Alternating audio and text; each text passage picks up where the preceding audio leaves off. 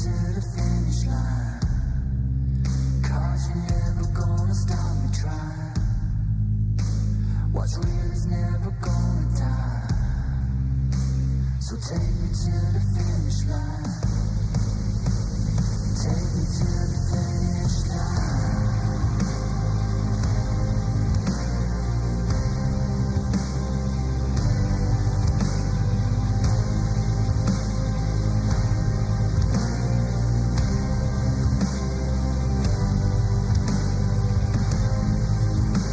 So take me to the finish line.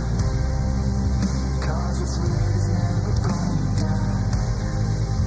Yeah, you're never gonna stop me trying. So take me to the finish line.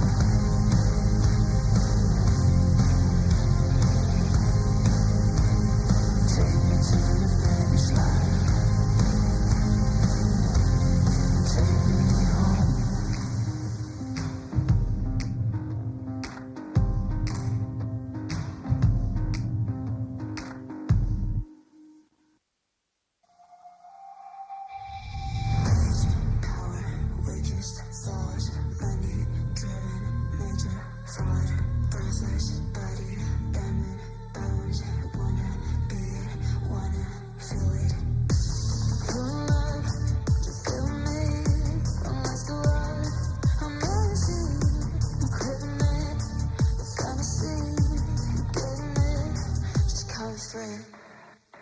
This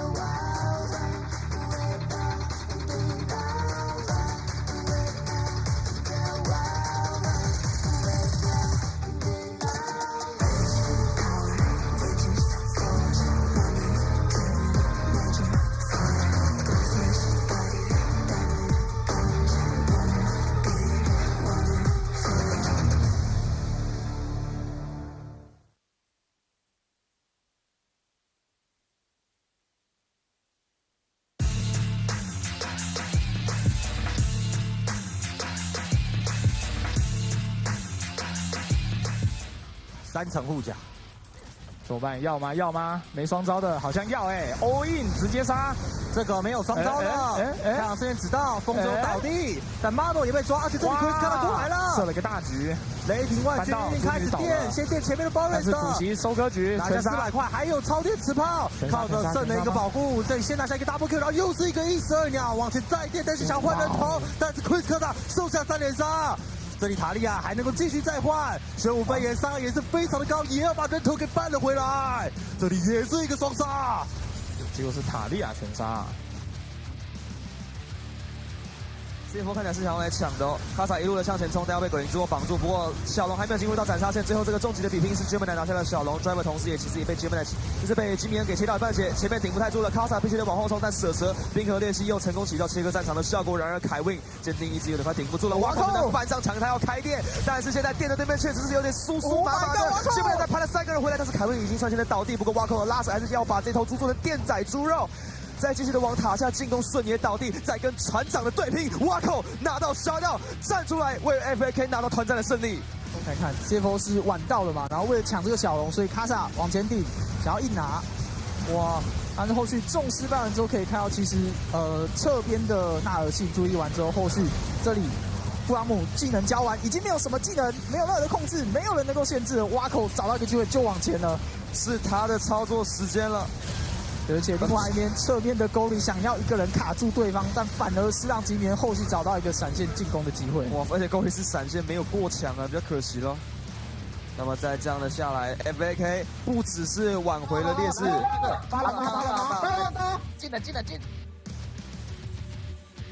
Like, what other team do you expect to do that? Yeah, no doubt in your mind once he lands that Q that he's going for it. TP in the mid lane for Cascada. Yeah, Steel trying to get away. It's a 4v3, and I think I prefer DCG in this instance as Orca comes in with that Stand United to make it an even up 4v4. Feng getting so low as Unipod, trying to get away. Feng's landing everything though. Essence Flux will even connect onto Ray Fucky, and he lands every damn ability there is.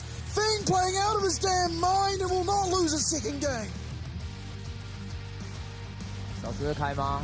哎呦，猪女的位置很好，来喽！665绕到，但是 Ray Parky 是不在正面的 ，Steel 率先的被他上引留住，但他破行者成功的闪掉，同时这边再次的拼到有欧卡魅惑起飞 ，Steel 要倒地了，被 Rolo 强势给卷下首级的同时，欧卡也没了。闪现啊！现在反而是 Ray Parky 进场，往2个人往左边推之后开了大绝，是把风往上无线上一带，在一个开山劈路，卡桑蒂开始操作，在下面4前的 Aria 也硬是跟 Taco 做到了一波交换，那么剩下就是 Ray Parky N 屠夫来自苏瑞玛再次的操作时间 Turbo Kill， 这波真的已经开得很好了，已经你可以说对于 DCG 来说，他开到近乎完美了。 就是伤害全部跟上 ，CC 跟上，然后这里一个算是瞬间的多打少嘛，但真的很可惜啊，后面卡桑利跳出来啦，要盖西闪到左边还是被收掉，然后最后是卡桑蒂的局啊，他一个打成负好猛，主要是因为对面都是 AD 吗？他是大家看一下他的装，全误防的一个输出，隔山打牛。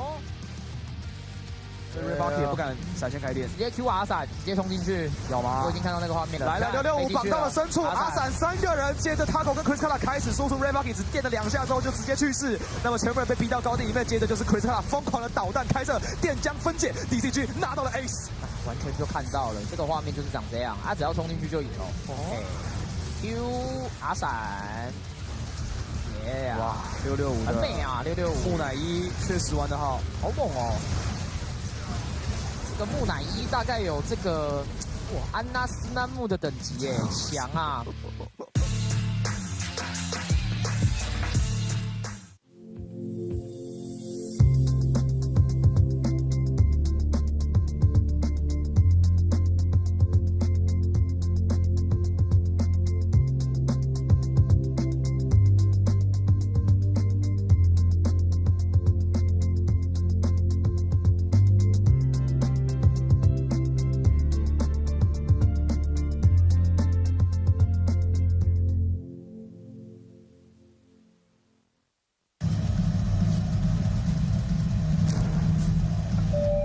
旅客陈志明，华航直飞西雅图的班机即将准备登机。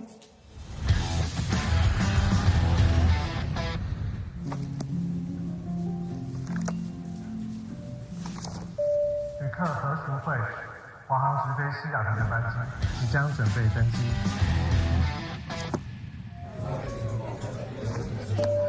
China has passenger migration. Your direct flight to Seattle is now ready for boarding.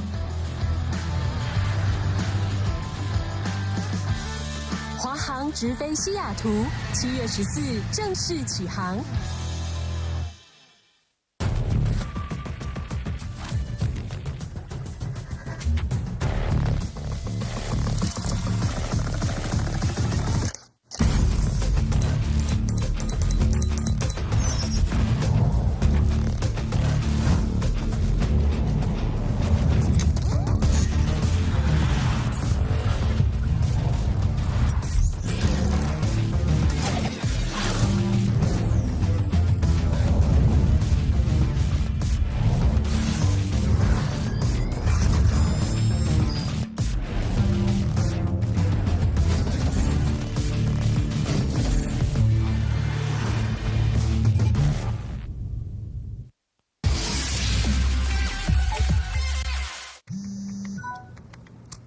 好想吃花雕鸡面哦，可是还在加班。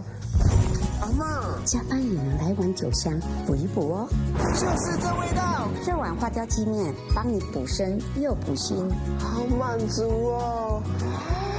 还有麻油鸡面，赶走你疲累的寒意。要不要再来碗花雕酸菜牛肉面？暖心酒香的丰盛美味，台酒酒香经典系列。难得皇上莅迎蒙古，臣等备好贡品向皇上进献。好想吃哦！特此献上，此为酒香蒙古锅牛肉面，就是这味道，浓郁的汤头为牛臀骨风味，还有孜然香，淋上五加皮料理酒，更有层次。这真是宫廷御膳顶级享受。台酒御膳堂酒香蒙古锅牛肉面。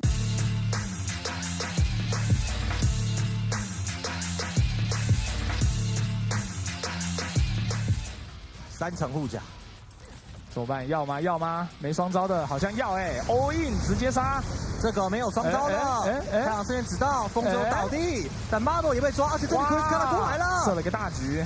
雷霆万军开始垫，先垫前面的 Forest， 是主席收割局，拿下400块，还有超电磁炮，靠着圣的一个保护，这里先拿下一个 double kill， 然后又是一个12鸟往前再垫，但是想换人头，但是 Chris 克达收下3连杀。这里塔利亚还能够继续再换，玄武飞檐伤害也是非常的高，也要把人头给扳了回来。这里也是一个双杀，结果是塔利亚全杀。CFO 看起来是想要来抢的哦，卡萨一路的向前冲，但要被鬼灵之握绑住。不过小龙还没有进入到斩杀线，最后这个终极的比拼是 G1 拿下了小龙 ，Driver 同时也其实也被 G1 就是被吉米恩给切到一半截，前面顶不太住了，卡萨必须得往后冲，但舍蛇冰河裂隙又成功起到切割战场的效果。然而凯文坚定意志有点快顶不住了，挖口的翻上场，他要开店，但是现在店的对面确实是有点酥酥麻麻的。G1 再派了3个人回来，但是凯文已经率先的倒地，不过挖口的拉扯还是要把这头猪做成电仔猪肉。再继续的往塔下进攻，顺也倒地，再跟船长的对拼，挖口拿到杀掉，站出来为 FAK 拿到团战的胜利。来看 CFO 是晚到了嘛，然后为了抢这个小龙，所以卡萨往前顶，想要硬拿。哇！但是后续重失败完之后，可以看到其实侧边的纳尔系注意完之后，后续这里布拉姆技能交完，已经没有什么技能，没有任何的控制，没有人能够限制。挖口找到一个机会就往前了，是他的操作时间了。而且另外一边侧面的沟里想要一个人卡住对方，但反而是让吉米恩后续找到一个闪现进攻的机会。哇！而且沟里是闪现没有过强啊，比较可惜了。那么再这样的下来 ，FAK 不只是挽回了劣势，进了。Like, what other team do you expect to do that? Yeah, no doubt in your mind once he lands that Q that he's going for it. TP in the mid lane for Cristata. Yeah, Steel trying to get away. It's a 4v3, and I think I prefer DCG in this instance as Orca comes in with that Stand United to make it an even up 4v4 thing. Getting so low as Udapon, trying to get away. Feng's landing everything though. Essence Flux will even connect onto Ray Farkey, and he lands every damn ability there is. Feng playing out of his damn mind and will not lose a second game. 小猪会开吗？哎呦，猪女的位置很好，来喽！665绕到，但是 Ray Parky 是不在正面的 ，Steel 率先的被对方上引留住，但他破行者成功的闪掉出同时，这边再次的拼到有欧卡魅惑起飞 ，Steel 要倒地了，被若洛强势给卷下首级的同时，欧卡也没了。闪现啊！现在反而是 Ray Parky 进场往2个人往左边推之后开了大绝，是把风往上路线上一带，再一个开山披露，卡桑蒂开始操作，在下面4000的 Aria 也硬是跟 Taco 做到了一波交换，那么剩下就是 Ray Parky N 屠夫乃至苏瑞玛再次的操作时间 Turbo Kill， 这波真的已经开得很好了，已经你可以说对于 DCG 来说，他开到近乎完美了。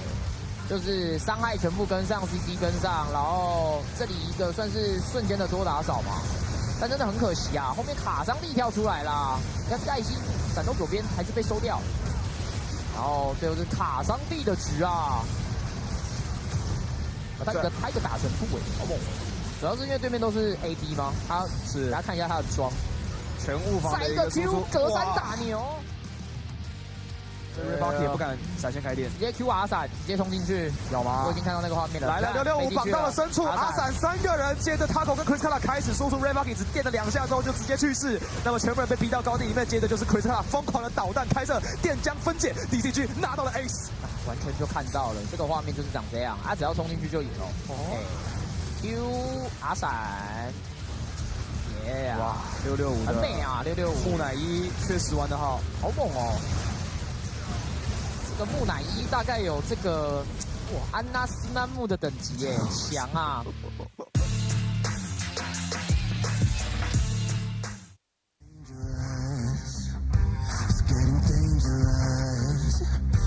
Getting dangerous, getting dangerous. There's danger in your eyes, tempting blessing in disguise. Oh, I'm falling for your lies. Welcome to paradise. There's danger in your eyes, tempting blessing in disguise. Oh, I'm falling for your lies. Welcome to paradise. There's paradise waiting for you. It all comes soon enough. Let's go for it.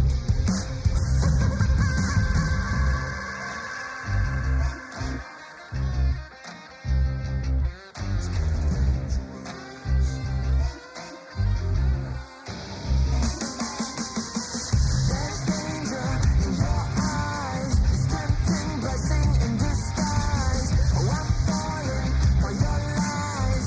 Welcome to paradise. There's danger in your eyes, tempting blessing in disguise. Oh, I'm falling for your lies. Welcome to paradise.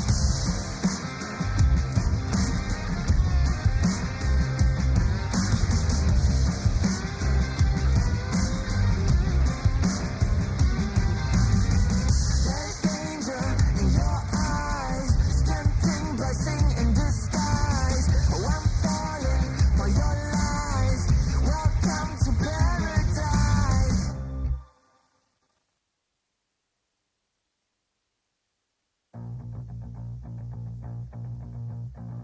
What I believe in, I just do. You say you love me, but is it true? You keep lying, cheating, I'm not buying all your lies again. Makes me feel good, walking away from you.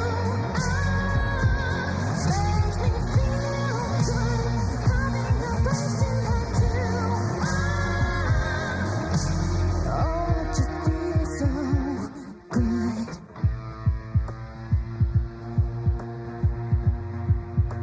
Oh, I just feel so good.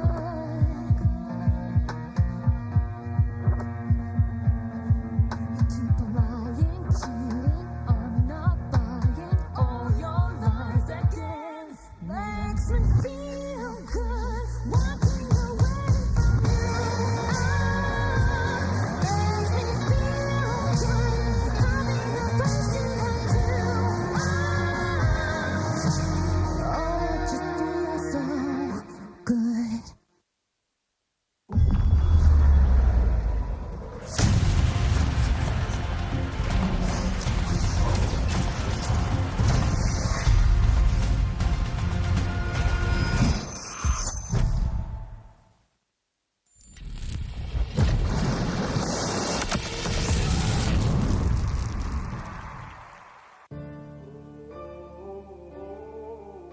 So welcome to the fire. I'm the one with the light. Feel it burning through your veins. So welcome to the flames, getting higher. Welcome to the fire. Welcome to the fire. So welcome to the fire. I'm the one with the light. Feel it burning through your veins. So welcome to the flames, getting higher. So welcome to the fire. Feel it burning through your veins. So welcome to the flames, getting higher. Welcome back, everybody, for another night of the PCS Summer Playoffs, and no idea what to expect tonight as we have DCG up against CFO. Once again, it's a series we've seen a lot of times, but this time it's for everything. It's all going to be brought to you once again, of course, by Riot Games, Carry International, the Asus, Republic of Gamers, as well as Changhua Telecom, who if you sign up in the near future, you will get 12 months of free Hami video for all your gaming needs, and of course the Sheraton Grand Taipei Hotel with 688 rooms, Michelin-starred guest houses, banquet halls, spas, swimming pools, saunas, everything you could ever dream of can be found at this hotel. So if you're in Taipei, certainly do check them out. And China Airlines, who got all our international teams over to Taipei, they have great value tickets. You can find all of them on the China Airlines website. Fantastic value, as I said, so do definitely check them out, as well as Carry Energy, who are keeping all our players nice and tipped up, trying to give them the physical and mental edge they require. And I think both the teams tonight certainly needed to have their Carry Energy because it's going to be a big one. And then last but not least is TTL Brand Noodles, who continue to support us and couldn't be happier with a sponsor like them. Their food is amazing, so definitely if you find them at your local grocery store or convenience store, do check them out. Now, I will once again be your host tonight, Vestian, and alongside me, my good friend, it is Lo. Yeah, we are back, and as you said, it should be a pretty good series tonight. It's really difficult to call with either of these teams. They've both just been so inconsistent.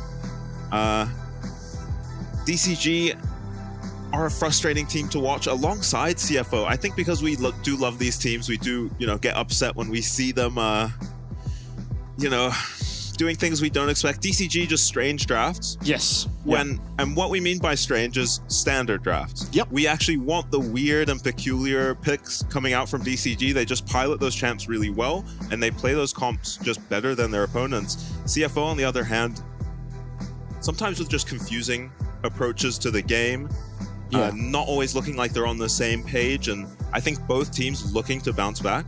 Yeah, I guess DCG, obviously, they went to 5 up against SoftBank, weren't able to get it done there in game number 5, and as you said, we're drafting. I mean, they've played the entire split wanting mid-pro. That's been the absolute name of their game. It doesn't matter what it means to their draft, their composition, they just want mid-pro, and they want 665 to be unleashed on the map. Picking Smolder in game 5. 0 mid-pro, and we saw how good Dasher was at exploiting that, getting to the plays, even in the Talia game as well, just able to be there before Chris Carter, which was much to the detriment of DCG. So trying to find a way to avoid that, while on the other side of things, honestly, you can say the same. Very weird sort of approach to the game from CFO a lot of the time, and ultimately, we did see Gory just getting solo killed, getting exploited every single game that he wasn't on an AP champ. And I think now that the ADs have been nerfed continuously, yes, some of them are still very good. We're not yet on the next patch, but ultimately I do feel like we just should start to pick some AP champs for Gory. He seems much safer on them, and he seems to do much more in these team fights. Yeah, he looks like good old Gory when he picks champions like the Azir.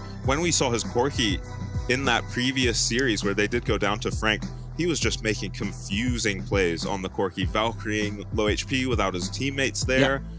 Just walking melee range of people. Yeah, getting solo killed a bunch of times, whereas on champions like the Azir, and I can't remember the other AP. LeBlanc, and that was his best game. Oh, yeah, that was just a complete 1v9 on the LB, and then the Azir was just a good Azir game. Yeah, and he just looked better. They won both those games, but went for, I think it was the Corki again. Yeah, 3 Corki games, lost all of them. Yeah. And surely, yes, Corki's a good champ, but we should identify that. And we've got a switch up. It's going to be Rest coming in. I like this. Okay. Because the reason I like this is that Driver, while definitely a very good top laner, we started to see a lot of problems with his champ pool. Yep. He was getting targeted by a lot of bans and getting first picked some champs away from him, and he just looked confused as to what to play. We saw the Gangplank, and yes, he's a great Gangplank, had pretty much no value in any of those team fights. The Urgot came out as an attempt at countering a Riven, looked terrible. Yeah. And it just, it seemed like his champion pool was getting exploited. Give Rest a go. Rest, he's made it to the grand finals last year. He's a fantastic player. Yeah. It's time to give him some stage time. It's time to change something up because you're losing a Frank. That's a team you should be beating. Now you're up against DCG, who in theory is a team you are weaker than, just based entirely off of regular season standings. Now, I don't think they are actually weaker. I think, honestly, my opinion going in is that CFO should win this. Okay. But I don't know if they will. Game score. I honestly think it's going to go to 5. This should be a 5-game series regardless, but I think it's CFO that edge it out. Yeah, I agree. I can't imagine this not going to 5. And as for the top lane, substitution. It does break my heart because of how much I do love Driver as a player, but we kind of haven't seen him in the Beyond form that we saw him in last split, where he was just taking over games by himself on this team. So Rest, more familiar with these players, has had more time with these guys, so maybe going to slot in a bit better. And if it doesn't work out, you can always swap them. Yes, yeah, they're like something like Frank do, where they are just happy to put on Pretender when need be. But here's DCG on your screen, of course, Taco, 665, Cascada, Fing, and Orca. Now, really, the game plan for these guys should be to let 665 do what he wants. Pick him an AP champ. Just give him an AP carry champion or the Amumu. You can kind of call that an AP carry champ at this stage. They are going to select red side RDCG, but just give him something that he can carry on, and then give Cascada something that he can just have full priority in that mid lane, so he can go around and sort of capitalize on 665's aggression, because we saw the Caitlyn game. He had mid lane prio, finished the game with 21 kills, and it wasn't really him making any extraordinary plays. He was just capitalizing on what it was that 665 was doing for him. Yeah, it is just a team, and this was true last split too. The team looks incredible if Cascada wins mid, and they fall apart if Cascada doesn't win mid. And that's just been true for the existence of this version of DCG with Feng or Tide in the bot lane. And unfortunately, it is going to be so sad to see one of these two teams go. I didn't even think about that. Both of them, honestly, if they went to Worlds, either one of these teams, I would be very happy to support them. I think I have a lot of faith in both rosters. Right now, DCG seem stronger, but just for namesake, I mean, you've already seen with, you know, Sword Art and Casa are known entities at Worlds, and they have both shown fantastic results. Now, it is actually CFO with the head-to-head advantage. We know that throughout the regular season. DCG won one series against them 2-0, but CFO won 2 series up against DCG. The last one, of course, being in that last week was a 2-0 for CFO over DCG to try and claim that second position, but unfortunately weren't able to. Yeah, and I think the matchup being so bad for DCG comes down to this being a really difficult stylistic matchup. Maybe in terms of style, even more difficult than PSG, because CFO plays straight through the mid lane. They're willing to put all their eggs in the Gory basket and just hope that Gory will win his lane and carry the game. DCG, as we said, they need Cascada to win his lane to function as a team. Which leads us to believe there's just going to be a 3v3 mid, right? Like, this game probably just ends up divulging into a 3v3 mid. We have Shun that loves being solo as an AD carry. We have Feng that loves being solo as an AD carry. And then Gory, who kind of needs to be played around, and Cascada, who's very good at being played around. So, it's a stylistic difference in some sense of the term, but it's definitely going to be a 3v3 around mid, around those objectives. And so just whoever gets the better skirmishing power, the more priority as well, as I said, is probably who you'd expect to take the games. And I think with, you know, side selection going to the loser, that does just tend to lead towards, you'd think it's going to end up being a 5-game series, and maybe you'd favor DCG simply because they get to start with that side selection. Oh yeah, I forgot. DCG are the higher seed from our regular season, so they do pick a side. They might just pick red side, and I think CFO are a team who probably pick blue side themselves, so this might be a series where we just have blue and red sides. And this is a fantastic key matchup to have, because while, Gory's very far ahead in terms of that damage percentage, it's actually more so because 665 is doing a lot more damage in the jungle than Casa is doing, because Casa is not only able to play tanks, but if he plays tanks, they're more likely to succeed. And so he doesn't do a whole lot of damage. You know, he's on the Maokai building Locket first, whereas 665 is on this Leandri's Amumu, or he's on full damage Diana. And so, it does lead to having a lower damage stat. But the damage per gold is more important, you'd argue. Both of them first and second in that stat. Very close even in that percentage. Only just 0.1% going in favor here of Cascada. Ultimately, these two mid laners with the gold pretty much doing the exact same amount. But I think when you get to the late game, especially after looking at the series CFO had against Frank, you'd probably prefer Cascada to be more solid and make less mistakes than Gory, as we head now into our draft for game number 1. As well as Cascada, just on that final point, taking less resources from his team, and that's why his damage share is also a bit lower, because he's willing to sometimes take the backseat. If Feng's having a monster game, he can take the backseat and let him carry, as well as just being more consistent. Gory, as you saw, has a 30% get first blooded rate. I don't remember what the stat was called. That doesn't sound right, but he's been first blooded 30% of the time. Would it be first death, perhaps? Yeah, that sounds right. Ivern banned away from Karsa. Pretty much our only Ivern player who's made it to playoffs. Yeah, Lalva as well, but Lalva eliminated. early on. Now, Rumble going to be banned away from Rest. Himself as well. I said it's Driver and Taco, and I mean Arja as well, the big Rumble players. Yeah, Aurora is not available. This could be, I'm thinking like a Sejuani or a Lucian. It could just be the Renekton. It's looked great as a blind pick. Yeah. I believe, I believe the Aurora is actually being taken away. Probably wouldn't have even mattered in this series just because DCG seem to not care about it whatsoever. Yeah. They're just happy to pick stuff into it. Misfortune was a massive pick in the SoftBank series DCG just played. Feng solo killing out Marble game number 1, then getting solo killed by Marble's MF in the following 2 games. So it did seem to be that standout AD carry. And now, I mean, game number 1, I'm not liking the Sejuani, but it does take it away from Casa. Yeah, it is. It's not like 665 plays poorly on the Sejuani, especially in this split. He's really improved on this champ. But you would have preferred to see him maybe pick up a Lilia just for his own play style. And in terms of just the power of these champs, Sejuani Renekton, I will say, is a very strong combo that might just be too scary. Yeah, well, that's true. No one's using it. Like, That's true. No one uses it at all. So it's while it is, yes, theoretically a strong combo, the fact that it's never played around, I think it's just, who cares? Yeah. Honestly, the LCO teams have been by far the best at actually using that combo. And it's not even particularly close. But the Lily are going to be locked in here for Casa, and we're going to have Gory here playing the Lucian. Probably going to be matched by something akin to the Caitlyn, the Draven, the Callista eventually, but Kennen going to be picked up first here. Up against Rest, there's no Nasus counterpick that can come through now. Yeah, Kennen not often seen as a pick into the Renekton. We'll see how Taco does. But it's for that team fight, right? They have Taco on this Kennen, they have the Misfortune for that setup to give more Misfortune a really nice ultimate bullet time. You kind of wish you had an Amumu now. I'm gonna be honest. Imagine this team comp with an Amumu. Yeah, it does give I guess they've already got a lot of Merc Treads value between the Sejuani and the Kennen anyway. Oh, everyone's buying Merc Treads, yeah, regardless. It's part of the reason the Sejuani is so good, because she almost forces Merc Treads out against... Yeah, you can have a full AD comp. Yeah, and you still want Merc Treads against something like Kennen, Sejuani. Bans Nautilus, Caitlyn banned away, so CFO are expecting some ridiculous mid ADC from Cryscata, so are we. It could be the Vex as well. Yeah. I mean, you don't want more AP. If they do pick Vex, I would think it's griefing, but... I mean, double AP... It's triple. There's a Sejuani. There's no way a Vex comes out here and it's good, but yeah. I can't trust in DCG to always make the correct drafting decision.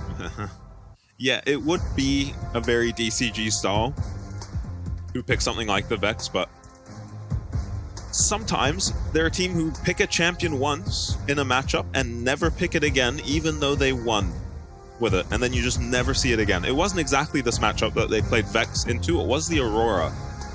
I'm curious what Cryscata is going to play into the Lucian. He had a hard time against Maple's Lucian. Yeah, not in the lane, importantly, but definitely as the game progressed, and it's looking like it's just going to be this Callista. This was his best showing against Maple's Lucian. He got something like 17 or 16 kills as the Callista, but he did have an Amumu to set up. This time, I mean, similar concept really with the Kennen. A little bit harder, but... Alistair Blind is risky against a team like DCG. Yeah, this could just be answered with a ranged support. Yeah. Probably not, though. You kind of want a melee support setup as well. Like, you've already pretty hard committed to a team fight comp. Yeah, and you've got a Sejuani, right? Yeah, and a Sejuani that can get in there even better than usual. The fact that Fate's Call can be just used. Yeah, and what a good ultimate to have for a player like 665. Yeah. Who just sends it in every team fight. He plays so aggressively with his teammates. Yeah, did it on the Lillian. I was pretty surprised. Yeah, maybe a little unfamiliar with the champ. Maybe not expecting it to be as high priority as it is. We'll see how Karsa performs on it. Honestly, I've not been that impressed with our PCS Lilias. Apart from, obviously, Junjia. Yeah, and no, yesterday's Gemini was very good at it. Gemini had a great game. As was Steel. They both had really good Lilia games. It looks like it's just going to be Rel into the Alistair. Yeah, I mean, it's fine. It's just pretty even matchup. Yeah, you can cue the Alistair as he's headbutting in and disrupt his combo a bit on the Rel, even though it is a very short stun. Yeah, but it's the same. You can headbutt pulverize the Rel crash down as well, so it's whatever. They both have counterplay to each other. They both have the ability to look for team fights, and ultimately in those team fights, Sword Art's probably going to have to be trying to mark Taco. Hopefully he has exhaust. Although if there's ever a player to just not care and take Ignite for fun, it's probably Sword Art, unfortunately. Yeah, I don't see this lane really having kill pressure. There's been Smolder lanes that take Ignite. It's just... Yeah, there seems to be no rhyme or reason to when we're taking exhaust or ignite. It should be you see a cannon locked in the enemy top lane and you just take exhaust on your support. Unless it completely ruins your lane, I don't think it does in this instance. No. So, but there it is, the game 1 draft. I mean, and ultimately, this game, as we said, it's going to divulge into a 3v3 around mid. It's not going to be fighting around the bot lane. Maybe the first 3-4 levels, sure. But once recalls come in, we'll see both Orca and Sword Art pivot to that mid lane, start playing around their jungler, start playing around their mid laners. Yeah, and honestly, exhaust feels about as good as ignite in those mid lane 3v3s, sometimes even better. I think it feels better. I honestly do. Like, the healing for the mid lane at that stage, probably not all that much to talk about. Yeah, there's probably going to be 2 Vamp Scepters. So if we are hyper fixating on the 3v3 Kalista, Kalista does hate to be exhausted. Yeah, no, she hates being exhausted more than maybe any other champion in the game. Yeah, the Rel Sejuani obviously won't be getting exhausted. Sword Art has taken Ignite, so we'll see if Taco can capitalize on this. Sword Art, I guess, believing that either this Kennen is going to be shut down hard enough by his Renekton, or that he can just find the Kennen in fights. Orca has to be careful. I don't know that he saw the other 2 members of CFO. In fact, I'm fairly certain he wouldn't have, but... Yeah, he has to be on to them, though, suspecting something's happening. No one's dropped wards. Halo Blades for Chris Carter, so maybe looking to go... it might just be for lane priority, or he might be looking for a lethality build, but the lethality build's certainly coming out of favor. Yeah, I would think it's just for lane priority. It should be very strong into the solution. Yeah, and we already saw, I think last time he even just went for the pressy attack, but this is going to be even stronger. Yeah, this is new. Karsa getting pushed away from his Raptors. Gory's going to be here, but Karsa losing a lot of health here. Not that it matters. Jungle, extremely broken roll. We'll just heal up back to full immediately. Yeah, it's going to be a big deal who can get these Raptors. Karsa is just going to give up on them. He can just go to the enemy Raptors. Yeah, we might be splitting the map, which is pretty good for the side of DCG, ultimately. You're not really looking to kill either Kennen nor Renekton up the top lane. Yeah. Both of these, especially if you're a DCG, you never play around Taco. Just not the way they've been playing. Yeah, and Rest is like the absolute embodiment of a weak side top laner as well. Yeah. Ever since I've watched this guy, it is like no teammate he's ever had plays around him. Not that he's not great. He is one of the best top laners we have, but it's just people not so much caring about going to that top lane for them. It's very unique, really, to PSG for playing around that lane. Surprisingly calm from these mid laners so far. Both have a reputation for trading very heavily in the early game. Yeah, I think... Oh, there you go. Oh, my lord. Yep, both on a sliver of HP. And he's being looked at by Sword Art, but this is never resulting in a kill. Level 1 on this Alistar, but it takes too long for MF to kill this cannon wave. It is going to be a 3rd wave crashing for DCG, but Orca's just using this opportunity to get ahead of it and get straight to the mid lane. Yep. All units report to mid. Yeah. I mean, Gory is very low. He might just lose a flash here, but seemingly because he's at tower, it's not likely. Orca will have that Q flash. Gory's going to have to be quick, and he was. This is a relentless pursuit, and will be able to get away, but that is his flash lost now, and this is a repeat gank opportunity for DCG in the very near future. Karsa misses the Swill Seed. Very close. Could have been scary with that slow connecting. Hex flash on Orca. Keep an eye on him coming back to this mid lane, as well as 665 obviously not being there. Will have flash available to himself. Yeah, you imagine 665 is just going to make his way down here. Gory decides to recall, maybe just worried about being cheesed. No, he's going to stay. It didn't make sense for him to recall yet. He can kill one wave very quickly. Yeah, Chris Carter, importantly, he doesn't have teleport, and he found himself a really good recall timing. Yeah. So not really going to be paying any price for the combat sum thus far in the game, but obviously as the game progresses might find a little bit of play for the side of CFO, being that they will have just more map pressure. Yeah, and Kennen really only wants to use his TP for flanks, so doesn't want a TP to go protect a tower somewhere, or... Yeah. Yeah, so maybe more than usual, missing the second TP at DCG this game. So far, game looks completely even to me. Just this could be a fight here. Karsa. Yeah, Karsa, I mean, he might just have to flash. This Halo Blade, stun up, and that should be a kill. Cryscada, can he get away though? The teleport in from Gory, he has no flash. Oh, dodges away from it, that piercing light, and even gets out with it. Karsa getting way too big for his boots. His mid laner not close enough. Two teleporting into that mid lane to answer back, and now Gory, he has no flash. He does dodge away from that flail, and he's turning back fire. Cryscada trying to find the damage. He gets the rend. He's so low. He's so low, and Gory with the double. What? Gory with the passive from Lucian just killed both of them there. They got way overconfident, and Cryscada just made a mechanical misplay there. He just queued a minion that was right in front of him. Instead of using that spell onto Gory, DCG just go for way too much. And honestly, just misplay it. The play is really good onto Karsa. No problems with this. Good flash from 665. They commit both flashes to take out Karsa. And here you just have to tank the base. Cryscada wasted cleanse here. Wasn't going to be hit by that Lucian Q. And then also, I think 665 played this fine, but Cryscada wastes his Q here on this range minion. Yeah, maybe thinking it killed, but not having the damage just yet. Yeah, and so close to getting the kill. Did he cancel that auto? I think he cancelled the auto as he rendered. Maybe it gets the kill if he does actually use it. CFO camp, extremely happy. And you should be. Gory picking up a double kill. And this is honestly the person most likely on the side of CFO to carry a game. I actually think Kalista can't cancel autos. I think it's part of her passive. At least it used to be. Yeah, no, I wonder if that is still a thing. It definitely was. The only way it cancels is if she loses vision. You're right. Yeah, other misplays definitely made by Cryscada there, and ones he really can't afford to make when his team is giving him so much attention. Sword Art's not made his way up here, and as a result, it's let Shun have a pretty free lane down here. Could have suffered being shoved in as a Jhin and found himself down some CS. Yeah, it's going to be DCG picking up first Dragon, though, so still on the board, and going to be answered now by these Void Grubs. Now, keep in mind, Gory still doesn't have Flash for about another minute and a half or so. So if Orca can find the timing, come up here, he is still going to be vulnerable to this Rel, to this Kalista. Yeah, it seems difficult to get onto this Lucian, though, without the flashes on the side of DCG.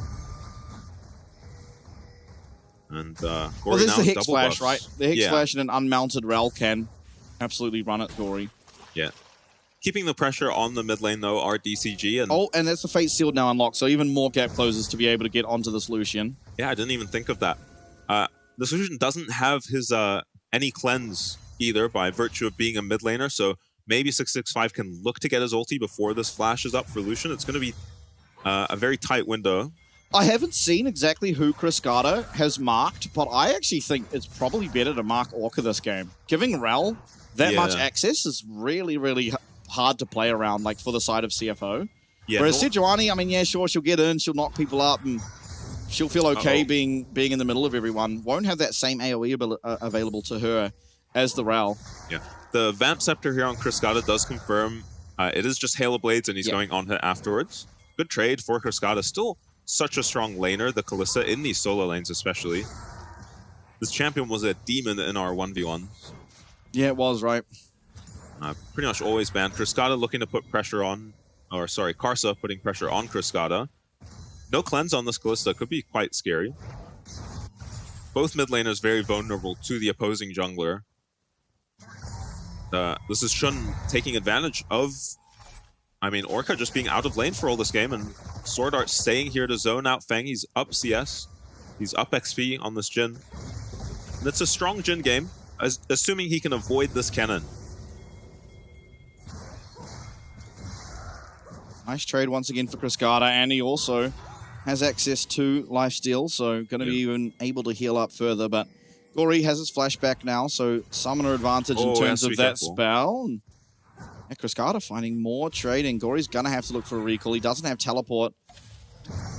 Yeah, Sword Art level 6 now. But this is a fantastic fight now if DC can find it. Shun does lose his cleanse. He has flash still available, but Orca's just holding that crash down, eventually uses it.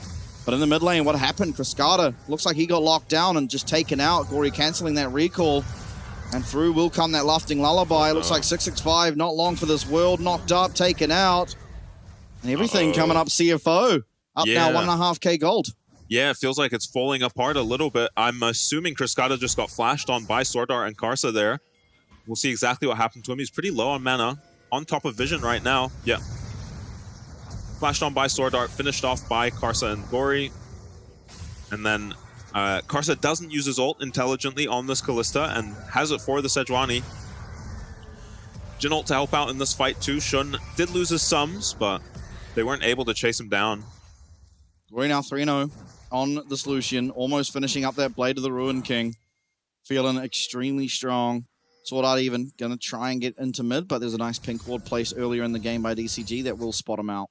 Yeah, and we haven't really seen the 3v3 in the mid lane. It's kind of been different timings that these supports have been showing up here, and so far CFO much more efficient with their plays. 3-0 Lucian, no kill on this mid laner yet. Yeah, absolutely. Shun, though, he has to be very careful. Lost both his sums in that prior engagement. Did manage to turn around and get himself an assist with that curtain call, but definitely an angle that DCG can look to exploit this Jin as we see 665 down there. And yeah, Leandri's completed on this Lilia is very scary.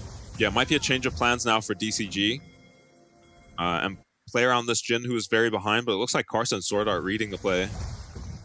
Yeah, 665 trying to get there first. They know there's no summoners on this Jin. Will be able to get in. And that will be a very, very dead Jin. Now, can they make it out? 665 now turning around aggressively. And then comes that crash down in Magnet Storm. 665 trying to do the damage. Orca trying to provide that CC, but won't be able to do so. Fate sealed, and it was used here onto the Rel. Orca going backhand aggressively. Has to be careful. Feng can't really provide anything with his health total as it currently is. Yes. Does have bullet time. Yeah, 665 commits onto Karsa there. Finds a nice ulti onto him, but there's no damage to follow up. And good TP from Gory kind of splits up the side of DCG. Yeah, honestly though, it's still, I think, like 665 was never getting out, so you may as well try something. They did force Karsa to at least recall, so they lose a bit of tempo there. And in fact, because of how death timers work, 665 was probably actually back out on the map first. Yeah, it does feel a little bad to have the Fate's Pull on your support there, right? It's a little more important in those situations to save your jungler. Yeah, it's still, I think, much better to have it on your support. Look how well Taco is doing top. Yeah, oh yeah, up a lot, 20 CS. So far in isolation, maybe rest a little rust for him. Well, I think it is just a melee versus range that isn't Nasus, but stunned up, locked up, will be Orca. 65 even. Ooh, and Curtain Call comes out. We'll be able to find some damage, but at least one of those shots blocked up, and that fourth shot not really doing that much damage just yet. This will be the second Dragon of the game and first for CFO. Yeah, it feels bad not being able to trade the Void Grubs or anything. 665 is on the map again. Yeah. Now, I didn't say it during Champ Select. I wanted to, and then I forgot. But Sejuani's been the only champ this split that has been his 0-10 or 10-0 sort of good old thing. The old-fashioned 665. Whatever you call it. And so far, living up to that reputation as he is 0-4.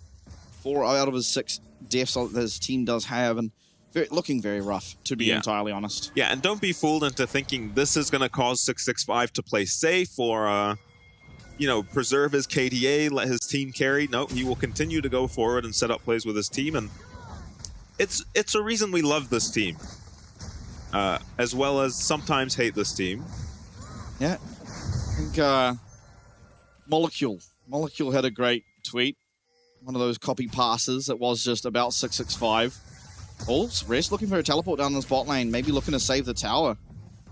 As his bot lane do come up here to pressure around these Void Grubs, it will just be theirs. Yeah, that feels pretty good if you can TP someone bot and still get the Void Grubs. As Feng does not have a TP to come up here and, you know, make this a numbers disadvantage, so good macro from CFO. Feng almost finishing off that cull. Hopefully he's able to stay in this lane, pick up 3 CS, and maybe even have that Bloodthirster ready for himself. You do imagine it should be. Yeah, so the farm... Well, he wasn't able to. Feels pretty bad. Farm feels pretty bad in the jungle right now. You're going to be down a lot of CS. Oh yeah, it's Sejuani. You don't in this care about matchup that. anyway. It's but the 4 deaths. Yeah, the 4 deaths don't help. Once again, I mean, just as the Sejuani, you don't care about being below the AP carry junglers. You just have to be. Is kind of how it goes, but you are more useful in general in team fights, or at least it's easier to find use in team fights. Yeah, plenty of usefulness for this Lilia in team fights, though. This champ can carry a team fight. Yep. especially with no cleanse on the mid laner. Yeah, but you can struggle against champions like the Ral and the Kennen. Yeah, you can just die. Yeah. That's why Maokai feels so good. Sword Art found here. Yeah, he will have access to that Unbreakable Will, uses it before getting CC'd up, but Cascada's just able to go forward continuously. This Ren can come out as soon as the Unbreakable Will is over, and Sword Art realizing that does just have to flash away. Yeah, flashes out of range, procs his Nimbus Cloak, and gets away from the Everyone's coming down here. Can we stop this recall? Oh, they have to tank the wave. Someone needs to get the wave. Be able to, yeah, able to stop it, but no one actually committing to this dive. Rest is going to be able to make it out because Feng did go to the opposing side of that tower, but this should be first tower of the game picked up. Yeah, it's a really difficult dive actually, to maybe make. Gory's going to get it up top. Yeah, maybe Taco's going to have to commit his ulti here to clear a wave so that his team can get this turret. Nah, it's just dead. Oh, well played by DCG there to exploit this weak Renekton. Who's kind of been abandoned down Taco here. has to dodge that. He doesn't. Lusting Lullaby. Now he does have some counterplay. Here he comes. Dodges out of most of the culling. He has survived for now, but Caster's still looking. The rest of DCG, though, they're coming up here. It's a nice stun onto Caster, and Caster's still playing aggressively. Lands that Swirl Seed, and with the movement speed, is just going to be able to dance and prance away. Ori greeting for a couple extra hits on the tower, but... Yeah. Orca, now he did have flash there. He could have looked for the flash, and that time it would have worked out and stunned up Gory, but, you know, last time he channeled that Q, it was just immediately answered by a flash, so thinking maybe the same thing will happen. Now Sword Art possibly caught out. The ultimate for 665 is available. Headbutt, though, to Feng creates a little bit more distance. There's the Glacial Prison, locks him down. He is almost certain to go down as that remount comes through, knocks him up, and that is a kill back for DCG as they now claw back into this game. They're only 800 gold down. Yeah, I'm really surprised Gory commit his TP to the bot lane there to hit that tower with his Renekton and then runs back mid. We'll see if they can make a play mid now. They do have the Jhin ulti, but that's about it to get onto this MF.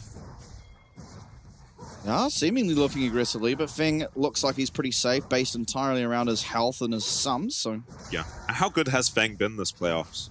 Yeah, very good. So stable for this team. Cascada's down 2 levels compared to Rest. Just because he's honestly had his support and jungle around him all game. Looks like the blue buff was stolen away by DCG. Feng picking that up. That feels amazing on the MF because he skipped the Essence Reaver. Yeah, going for the... what's you call it? Mortal Reminder. Yeah, likely. Seems to just be better than LDR these days. Gonna reduce Lilia healing, Alistar, and Renekton healing. And Lucian. Yeah, true. Lucian has a Blade of the Ruin King. Rest has actually picked up a lot of these, both of these towers in the side lane. Shared the last one with Gory. Rift Shield now being used. Half HP tower in the mid lane for DCG, but they also have a Misfortune on if they want to try and look to clear out this wave. Glacial Prison very close to being up, but maybe Rift Shield, can it be stopped? No, there's no minion wave. It's going to crash, but it won't result in a tower. Though a stiff breeze at this point will blow that tower over. Dragon number 3 on the horizons. It is control for Orca as Orca goes in. He finds a nice ult, does Feng. Is it enough to take down this Alistar that's in the ult? It will be after the Fate Sealed does get used. Gory flashing away. He's so low and Orca's going to be able to get onto him. But Orca doesn't have the damage. The Q there from Cascada will, however, and Shun has to cancel that curtain call as 665 makes his way on to that Jhin, and the double tap almost enough to take down Shun, but not quite. Got the mustard. But it is going to be DCG taking that team fight when it's a 2-0, and the Dragon's going to go in their favor as well. The engage looked so scuffed initially from Orca. It's just onto an ulted Alistar. You'll see it right here. I think Orca even commits his flash here. No, it doesn't flash. But he is going for both Gory and Sword Art here, and it's the play from 665 that actually catches Gory. Oh, the knock-up it's the ult from Cascada, yeah. Yeah, it's the knock-up. Orca placing that Fate Skull very well. Oh. And then this Jhin ulti gets interrupted. They scare him into canceling it. Otherwise, had serious threat of killing these members in Orca and Cascada. And neither top lane are able to really commit their TP there. Feng just praising him. 6k damage in that fight. Very early fight to do 6k damage. Yeah, no, very, very well played. Honestly, he ulted just on top of the Ral ult, and even though there was an ulted Alistar, it did a lot, and then you saw at the end, actually didn't go the Mortal Reminder. Okay, we're griefing. That's fine. Yeah, I think it is 14.5 where this item was changed. 15, yeah. 14, 15. Oh, yeah, 14.5 was Spring, pal. Yeah, Rest. This is not the same team here. From Spring Rest. Yeah, he should be, but the Crashdown comes through and he does have to pop the dominance. It costed nothing for DCG. They just walk up, claim a Renekton ult, feel good about themselves, and back out, get some farm. It does cost a bit of time. Gory gets to shove in a big wave into the bot lane that no one from DCG is planning to catch by the look of things, and here's a play mid. Yeah, there's no Renekton ult. This could be a really rough fight to look for. Sword Art engaging though, and he's gonna actually get the caster locked up. Golden, will he go? The Lusting Lullaby doesn't come out before it though. As Slicing Maelstrom flashed away from Orca, trying to get away. Taco as well, but he's stunned up. And it is a kill going over to Gory. Feng not able to find anything. The Curtain Call even, he flashes out. He's going to get now to the movement speed afforded to him from this cloud map and should get away. Swill Seed, easy as to dodge. Feng clicking a very, very questionable direction.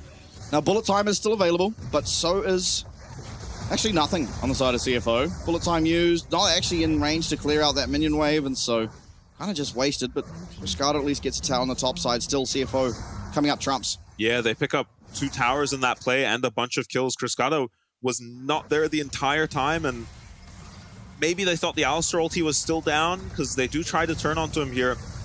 Taco also just gets no value out of his ulti, and they get baited here. I think they don't expect the Seeker's Armguard to be ready on Karsa. Definitely not if they're committing this many spells. Yeah, we just missed Kitten ult. Yeah. Yeah, not a great ulti out of Taco at all. He's had a great lane phase for him, and Feng, having played so well this game, still has his flash up, can get out. Unfortunately, can't save the tier 2. Yeah, and unfortunately, reefed his build. Angry. Yeah. Yeah, very suspicious ult at the end there if we're criticizing Yeah, Feng, I think if he walked up closer, Alistar just jumps on him though, so... Yeah. I think just don't use it. Yeah, there's also ultimately. Yeah, it's still not up. It's only halfway up now, the... yeah, he doesn't have Essence Reaver, so he doesn't get that cooldown reduction. Yeah, very long cooldown on that spell.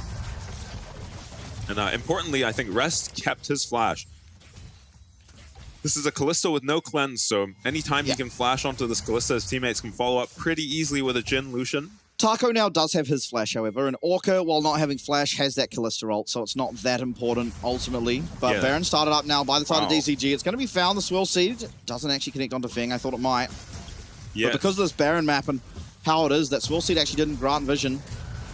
Keep an eye on Taco. Curtain Call coming out. They're going to turn around on the fight. Orca gets disrupted. Sword Art finds him, but the Slicing Maelstrom's massive. Shun able to cleanse away, but gets stunned up immediately after. Feng fairly untouched. What a knockup onto Rest. He flashes forward, gets immediately interrupted. The Ren from Chris Carter, though, it's not enough. Chris Carter getting so low, but everyone just heading there in separate directions. And do DCG just turn back on to this Baron? They have a Kalista. It doesn't look like they will. Searching, It doesn't look like CFO are just completely calling their bluff and not worried about them hitting it at all. I think saving the day, whatever knocked up Rest. Yeah, and Taco found a really good ulti in that fight. He didn't commit to trying to kill any of these members and tried to back off to kill Sword Art. Sword Art's been just getting so much value out of this Alistar ult in this game. Yeah, nice interrupt from Sword Art. This was a well-played fight by him, and Taco going backwards here is really shocking to me. Well, I think he dies if he goes the other way. But yeah, there's the Kalista ult. Yeah, from the Kalista ult. Orca's been using that really well. Yeah, he's not like my solo queue supports that do it backwards. DCG still hold position on this Baron. They have to worry about this next mid wave though when it gets here. They're out of position for both the mid wave and the Dragon. So they kind of have to do something right now. CFO might just ignore this Baron and go take mid inhib and a Dragon. Maybe, but I don't know if that's worth it. We'll see. I mean, half HP now is this Baron, and DCG, they can look to turn.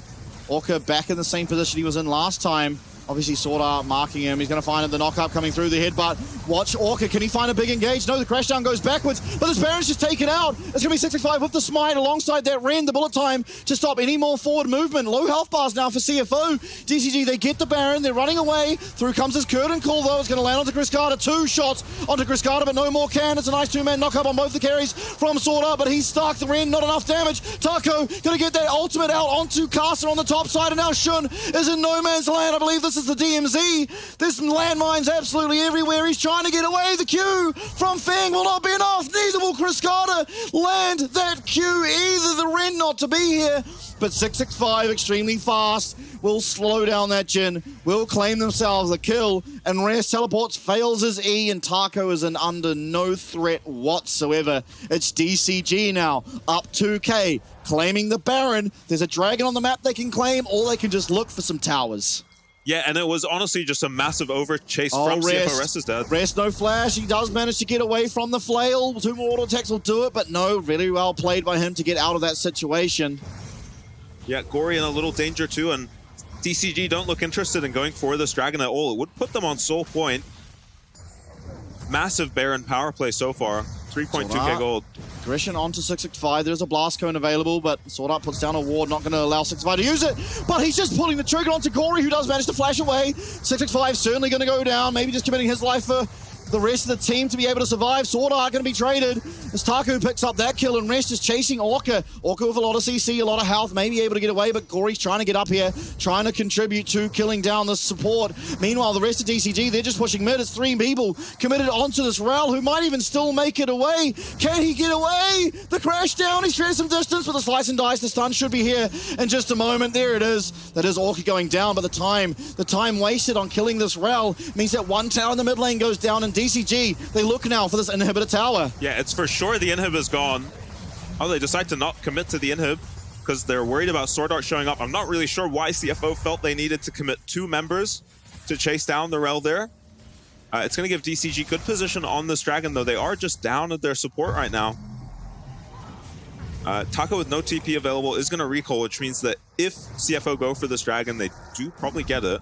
Yeah, I think the problem is, who cares? Like, this game probably doesn't go to a 4th dragon.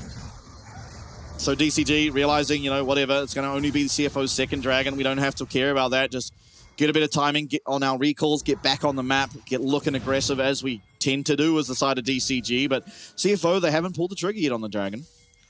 Yeah, and it was a suspicious overstay ulti. Oh, Feng commits the ulti, but he does get stunned up and actually still finds a lot of damage on the Shun. Not able to find that last hit, though, as Shun does flash away. Sword Art being looked at, though. The rend available for Chris Carter is going to get 1 kill. Feng claiming it, actually. But Rest is on the back line. Gory trying to find the damage, and he will. But Feng's able to return one, and Orchid, the Magnet Storm does go wide. And look at Rest with the damage. Chris Carter trying to Kai, won't be able to do so. And it's going to be an ace for only 2 this time in favor of CFO as they fight back. Yeah, and it's actually Feng who engages that fight with the MF ulti. The ulti was perfect. His flash, not so much. They didn't have Kennen ulti available for that fight, so it was a massive overforce by the side of DCG, and ultimately they get outplayed from a winning position. CFO get a lot of gold back, and the ulti is perfect from Feng. No one is really punishing Shun for being zoned off to the left here. I think Taco should wrap around to the left even without his ulti. They managed to kill Sword Art just straight up through his ultimate on the Alistar here too. But look at Rest in the backline buying so much time, killing Taco, who actually does have his ulti, just decides to never use it. And you're an MF just without a flash in this fight. Way too easy to take out for pretty much any of these CFO members. Yowie Flash Wolves getting thrown up there. Caster's legacy team, where he created basis of what a successful career he's had. Engage on Orca is going to be engaged on. Gory actually dodging out of that glacial prison. Orca, Fate's call is not here because Chris Carter's nowhere to be seen. But Orca's actually made it out. He does have the Warmog, so we'll just heal all of this back up. Didn't actually lose anything. Yeah, not even the flash. Yeah, Nerves of Steel to not use his flash there on Orca. They do, however, lose that ultimate from 665. The glacial prison was used. It did go wide. Gory with some fancy footwork, able to get out of that ability. But yeah, still, nice dash. Oh, Chris Carter has the QSS now. I like that. Yeah. Just need it against the Lilia. You don't want to lose a game off of a random bowling ball. Yeah, I would like to see Gory pick up some Merc treads, like ASAP. Yeah, I mean, they kind of become less relevant as the game goes on because you are just getting one shot, even in the shorter CC. They make a massive difference against Kennen. But yeah, with flat pen on the Kennen especially. Feels good to get any flat resists. Feng level 16 suit on this MF has made a pretty big mistake in the mid lane there, and otherwise has had a fantastic game. Yeah, that last team fight, by the way, I don't know if you noticed, but Gory killed Feng with red buff, who also killed Gory with red buff. My God. It was the red buff burn that killed both of those AD carries. Look at the farm in this game. Yeah. It is almost 30 minutes. Yeah, then no one is sitting at almost 400 CS. What's going on? Yeah, this is a Lucian with 216 CS, but this is just the DCG effect. This team fights so often. Yeah. They were down 2k gold and they just started hitting Baron for some reason. And it worked. Yeah, it worked incredibly well. But the game now, dead even, Dragon's even. And speaking of Baron, guess what has just spawned? There's time for a fight. What are we looking at? Summoners, Shun, no flash, no cleanse as well. If DCG can find a fight very soon, it may be beneficial just off that alone. Feng doesn't have flash, but in general, we haven't seen him mispositioning all that much, other than when he wants to go aggressive, and his flash has just almost only been used aggressively. Let's see, the Baron going to be started up once again. DCG, they do have the Callista. The Smite is substantially easier for their team, as the Swirl Seed will go wide. 6-5, he's getting quite low, and Orca not really here to try and sway at any engage, but maybe he finds a 4-man, and yes, he will! Everything's coming down! It is Jin, though, the Jin snipe, the Curtain's call, it finds a massive amount of value, but so does this Magnet Storm! Fang's gonna get taken down! Rest is massive, and 5 members of CFO alive, and only Orca on the side of DCG is trying to live. He's got a lot to do to defend this game. The teleport from Rest into the bot lane, and CFO, they're looking to end. I don't think there's any way Orca can hold this. It's 30 seconds on any of these carries coming up. Sejuani will be up soon. Yeah, 15 seconds on 6-5, as you said, just sniped. Shun finding the access to the backline with that Curtain's call. So much for Orca to do here. He's just head away from the first tower. 6-5 spawning, but it's a massive minion wave. Here comes the CC, but there's no damage, there's no carries, and there's no win in game number 1 for DCG. As CFO, they fight back and they fight well. Yeah, and honestly, just a confusing game start to finish. I couldn't really tell who was going to win until the last 30 seconds of the game, where I thought DCG were going to win because they landed a 4-man Rel ulti with MF in range to follow up on it, but it just looked like it did no damage. I don't know what happened. Yeah, it did seem pretty pathetic. I think in that last fight, though, you got to keep your eye on Rest because he just did so much work on that Renekton. Very quiet for the entirety of the game up until the fight that exactly mattered. And that's what you get out of such an experienced player like Rest. He just found all the value in the world and got that last team fight across the line, which did just seal the deal. Yeah, and he also had just a great dragon fight earlier in the game as well. When DCG threw away the advantage they had built for themselves with the Baron by all getting ace, Rest was making Renekton look like a late game champ. Yep. In that game. Yep, and once again, it's another game where DCG, I mean, they kind of play what they want, but again, 6-5 looks like a whole different beast when he's on a carry. Yeah. The last fight, he just dies. He didn't even throw out the ult, he did nothing. Well, he started it at like 40% against the Baron. Yeah. The Baron was just shredding him, and then Curtain Call killed him, and he didn't interact in that last fight. Essentially a 4v5, and despite Orca finding a massive engage, Taco with a huge slicing Maelstrom, it just did not matter because the return in a 4v5 and Rest pretty much going unchallenged. There was no CC to lock him down. He was just going through, slicing and dicing and culling the meat. These carries really suck at killing a Renekton, especially once he gets his Sterax online. We've seen Renektons gain like half their HP in shields. Yeah, I know exactly what fight you're talking about. By Renektons, he doesn't mean a plural. He means exactly yesterday's series, Jung. Yeah. But, yeah, it was, I mean, the Renekton was very quiet for the most game, but definitely Rest at that last fight. Came into his own. Gory as well. I mean, he got so ahead because of some misplays, but still, he was actually getting focused a lot this game and didn't die. He didn't die, yeah, which is a big coming to form because in every single other series from the beginning of spring, honestly, till now, if he got ganked, he pretty much died every single time. And this time, managing to stay alive, managing to find value, and just playing the entire game very, very well is a great sign for Gory, and it's a great sign for CFO. Yeah, and if he can keep this form up for the rest of playoffs, we'll be seeing him in the finals, likely. Yeah, we will be seeing him at Worlds. Yeah, he's a very feast or famine player. This game, it was time to feast. He got 3 flashes committed in the mid lane, exactly onto him, but in these mid lane 3v3s that we expected, and he just came out of it 3-0-1. Yep. Very impressive game from him. The Callista just not able to have as much impact as the solution, despite being up a lot of farm. And this, I believe, will be that last fight. Yeah. I mean, 665, he's just stuck Orca on Baron. finds 1 hit, 2 hits. Yeah, and it looks like the fourth. carries are just it's only actually Sword Art, Karsa, and Rest who get hit by the MF ulti, so it's less impactful than it looks, and Cascada just gets chunked. It's actually Gory's ulti in this fight. Yeah. That was a nice Renekton flash Q, finishes off 2 people too. Yeah, it was just a lot of value, and that is a pathetic damage graph for DCG. Yeah, look at Feng though. Feng doing his absolute damnedest, and you saw it. I mean, yes, there was a lot of setup for him, but even in that fight where Shun is just way out of position, just stuck, can't move, there's a bullet time hitting him, and no one really cares. Yeah, Taco was right there to wrap around. It was strange that he didn't commit to that play to at least, I don't know if Jin had flash. He did. He ended up flashing away. He would have just gotten the Jin flash. Yeah, by not even committing his ult, right? He could have just zoomed on over there. Guy. Yeah. But yeah, didn't do that, and ultimately it was just more mistakes from DCG than CFO, and a lot of CFO actually just not really making any mistakes. Particularly Gory, I think just probably the best game I've seen him play, other than maybe the little block, but yeah, very solid from start to finish.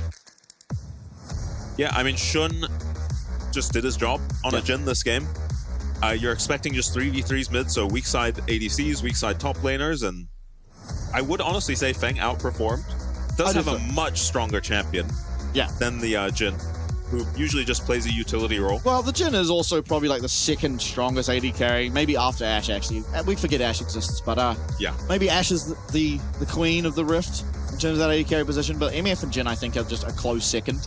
Yeah, Jin feels very situational. Rest actually getting the MVP this game. Yeah, I think just a solid performance all around. Yeah, in general. Yeah, I think Gory probably deserved it. I think he might have been robbed. But yeah, I thought Gory played quite a bit better than his counterpart in Cascada this game, and absorbed all the pressure coming his way and performed in team fights. But you have a flawless game on the Renekton and make it look like a late game champ. So don't hate that MVP going his way. Yeah, neither do I. And Rest coming in, first game here in the playoffs, and picks himself up the player of the game. Very highly deserved, and I think this probably lends itself to us seeing more Rest, and I would hate it. This was the fight I was talking about around the river where he really performed. Taco just looks confused in this fight, doesn't force Shun's flash until Feng and then just falls actually asleep. ends up flashing in, and Rest finds a much better flank onto the sleeping Taco. With 3 people on him, kills this Kennen, and I'm pretty sure he cleans up a couple more kills after this too. Under no threat from the Sejuani. Yeah, the Renekton toy. Yeah, gets straight onto Cascada too, so really good fight out of Rest on the Renekton here. Walks away as the Ren stacks are building up on him, so he doesn't go down at all. Yeah, just well played. Cool little twirl to celebrate at the end of the fight. That's the slice, but he doesn't get the dice. Yeah. And I think I agree with you. I don't want to see another Sejuani game. No, neither. From 665. Good engages from him. Nice ultis, nice Q flashes the whole game, but it just hits different. Yeah. When you got 665 on a carry It's jungler. worse. Oh, right. I thought you were saying about the Sejuani. Yeah, hits a lot different. Hits a lot harder when he's on those carry junglers. Yeah. I don't understand why they're not just picking a Mumu. I can't see a reason why you don't just slam it literally every single game. 100% win rate he has on it thus far. He's picking up player of the week. With the Callista too. Yeah, I don't know. It's weird. It's weird. They've found something, a recipe for success. They've got the formula. It's there in front of them. They're like, ooh, that's nice, but we'll go for that one, thank you. And it didn't work out for game number 1. Let's see if they can get game number 2 and get a more solid sort of look for their own identity. But we'll have a break. After we're back, we'll see if that is true. 阻死了！进化可以，慢点。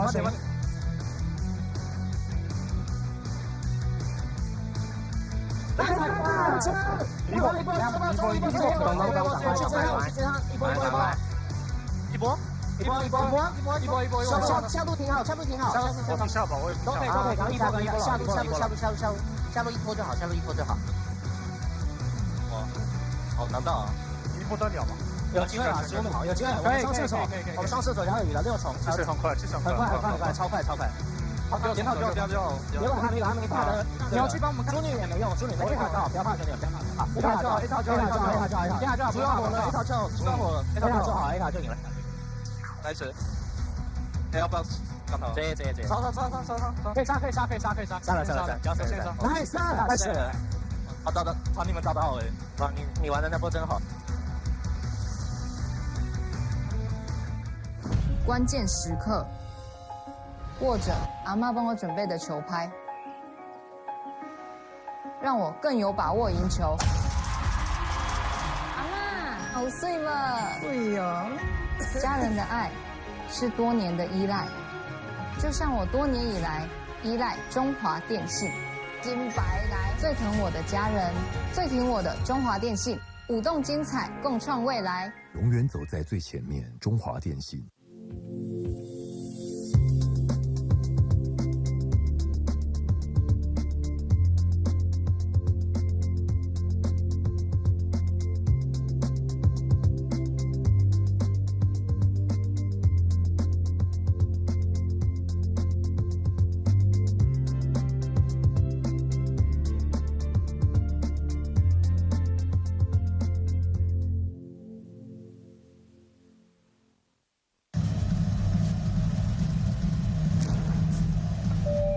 旅客陈志明，华航直飞西雅图的班机即将准备登机。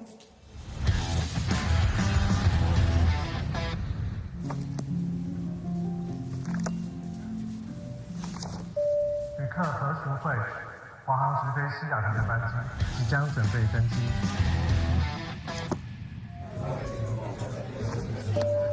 China Airlines passenger Michael Chen, your direct flight to Seattle is now ready for boarding.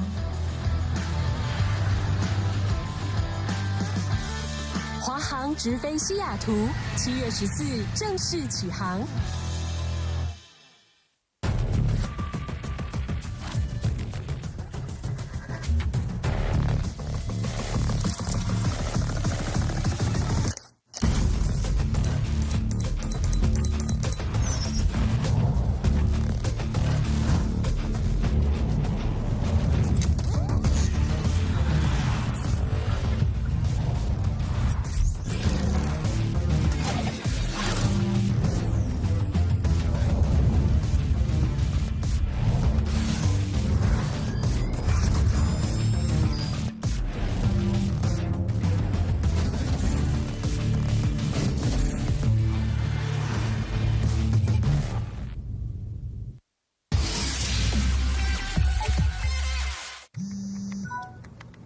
好想吃花雕鸡面哦，可是还在加班。阿嬷，加班也能来碗酒香补一补哦。就是这味道，这碗花雕鸡面帮你补身又补心，好满足哦。还有麻油鸡面，赶走你疲累的寒意。要不要再来碗花雕酸菜牛肉面？暖心酒香的丰盛美味，台酒酒香经典系列。难得皇上莅临蒙古，臣等备好贡品向皇上进献。好想吃哦！特此献上，此为酒香蒙古锅牛肉面，就是这味道，浓郁的汤头为牛豚骨风味，还有孜然香，淋上五加皮料理酒，更有层次。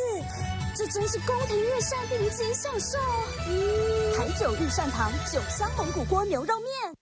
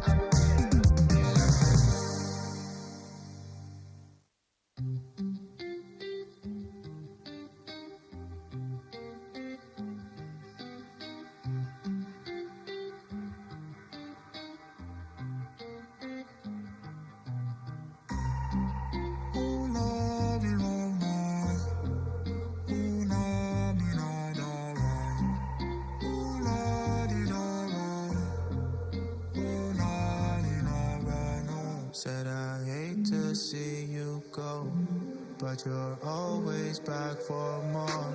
Said I hate when things move slow. You're oh so far yet so close. Oh so far but so close. Oh so far but so close. Oh so far but so close. Oh so far. Oh lordy, oh no. Oh no, me no da right. Oh la di da right. Oh la di da right. Oh. This is hello paradise. I can't decide. Show me the light, show me a sign. Said I hate to see you go, but you're always back for more. Said I hate when things move slow. You're oh so far yet so close. Oh so far but so close. Oh so far but so close. Oh so far but so close. Oh so far. Oh lordy, oh no. Oh lordy, no, no, no. Oh lordy, no, no.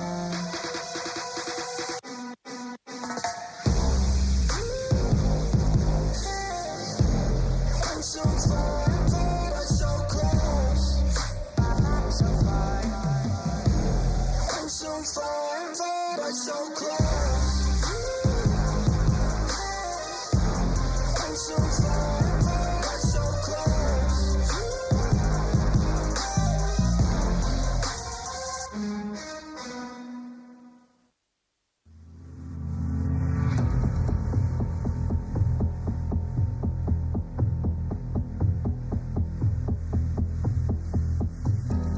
You drain me, counting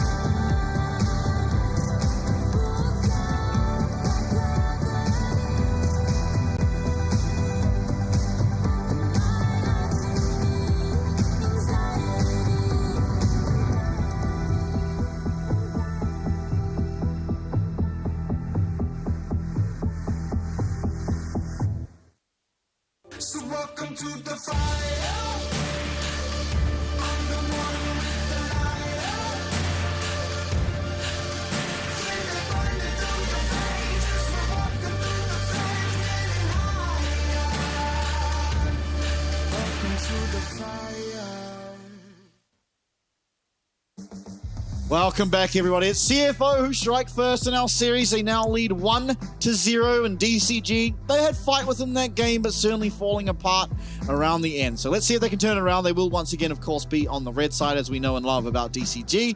But what does that look like? Because I want to see 665 on a carry. Yeah, and I think DCG in that game really had the tools to win. I think they just made a lot more mistakes than CFO did, but still had plenty of chances to win that game, found themselves in a winning position, but there were a couple moments where they really just overstepped.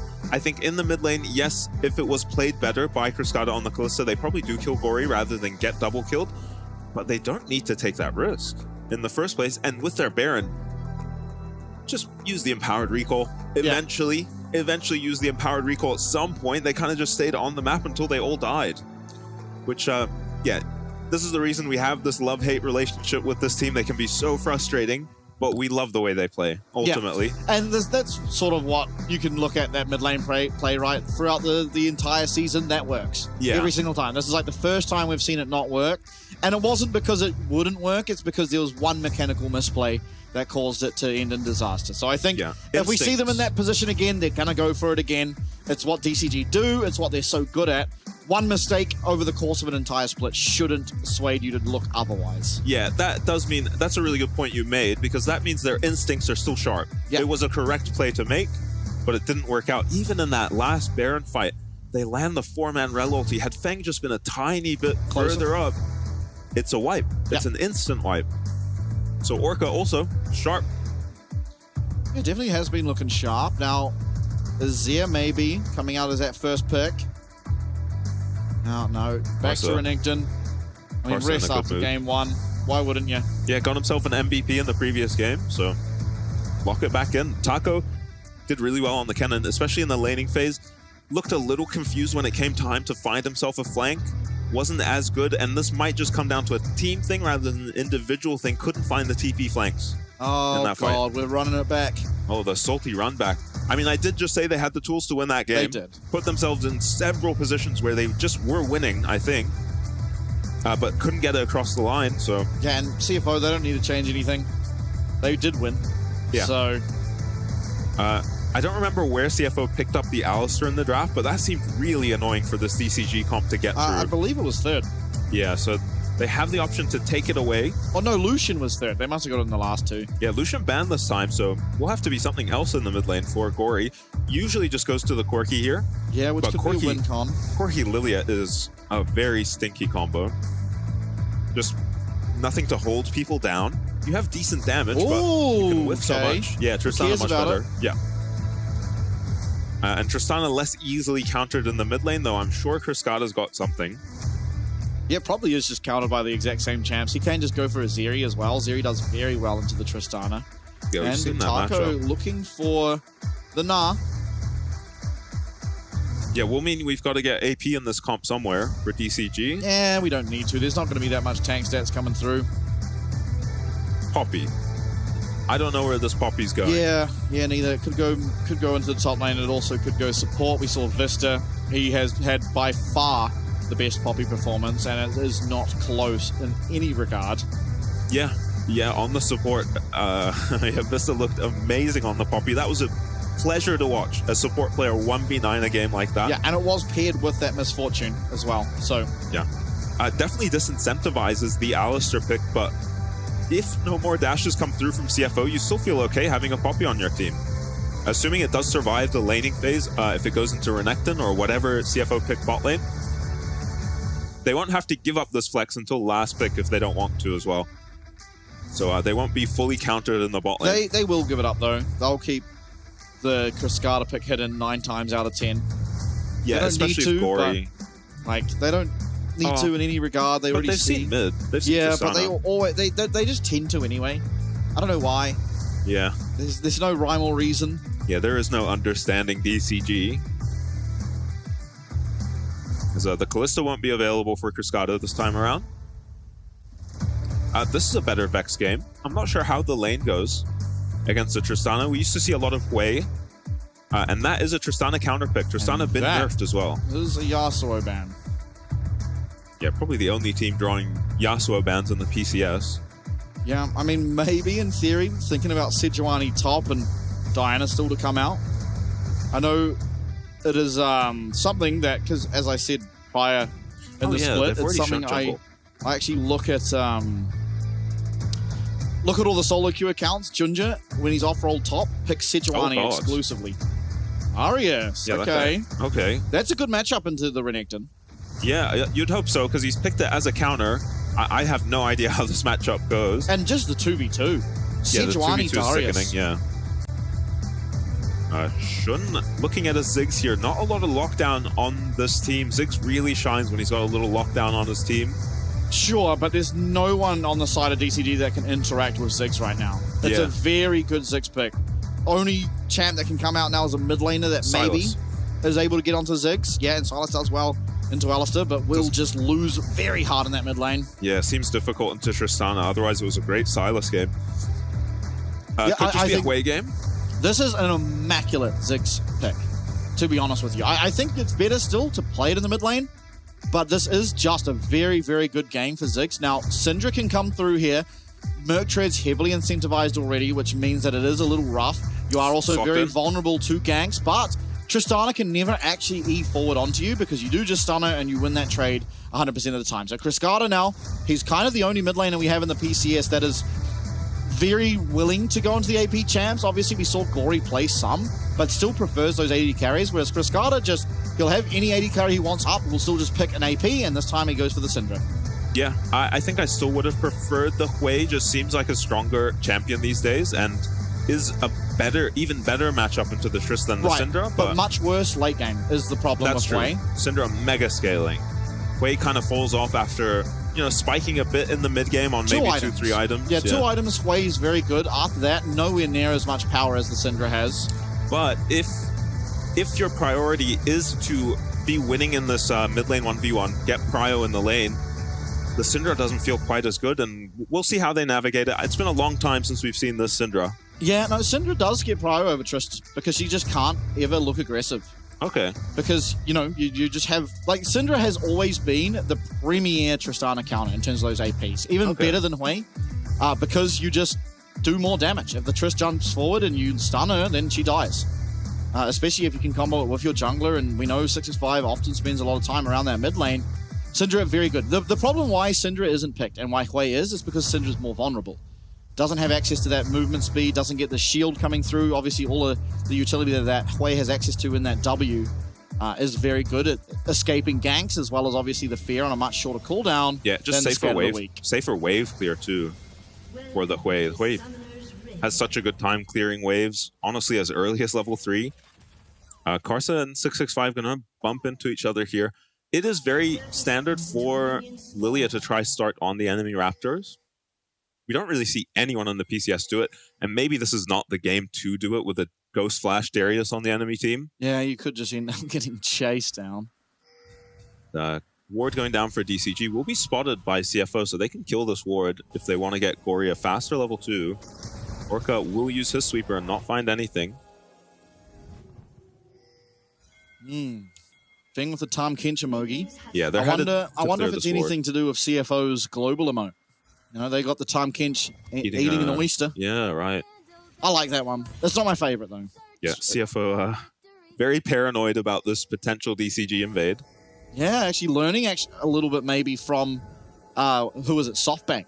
Yeah. Bringing down Rest, bringing down that top laner early on. But now this is going to be hard for him to access his lane. Nothing Renekton can do in the first 3 levels against the Darius. Yeah, this is where having a veteran like Sword Art pays off. I think almost every other support there, as they recoil on the Alistair, drops their yellow trinket because they're going to swap it for a red trinket, and that would give Orca a ward back. It's such a tiny, insignificant advantage, usually, but it is just a nice play from Sword Art. Not anymore, because if you do that, you won't have access to the sweeper. It's a thing that's been changed, yeah. So I don't think that's the case anymore. They changed the cooldowns early. Jump in for Gory, not level 2 yet on Cascada. That is the level 2 earlier for Gory there, making Cascada's lane a little harder. Taco hits level 2 as well. If I was the top lane, if I was Resh right now, I'd probably die somehow. Not sure how, but I do. Yeah, I would. I think I'd go for that range minion that just died. I think I'd stand about where Rest is and somehow still die. This Darius champ, bonkers. Yeah, I am usually due for a death or two by now.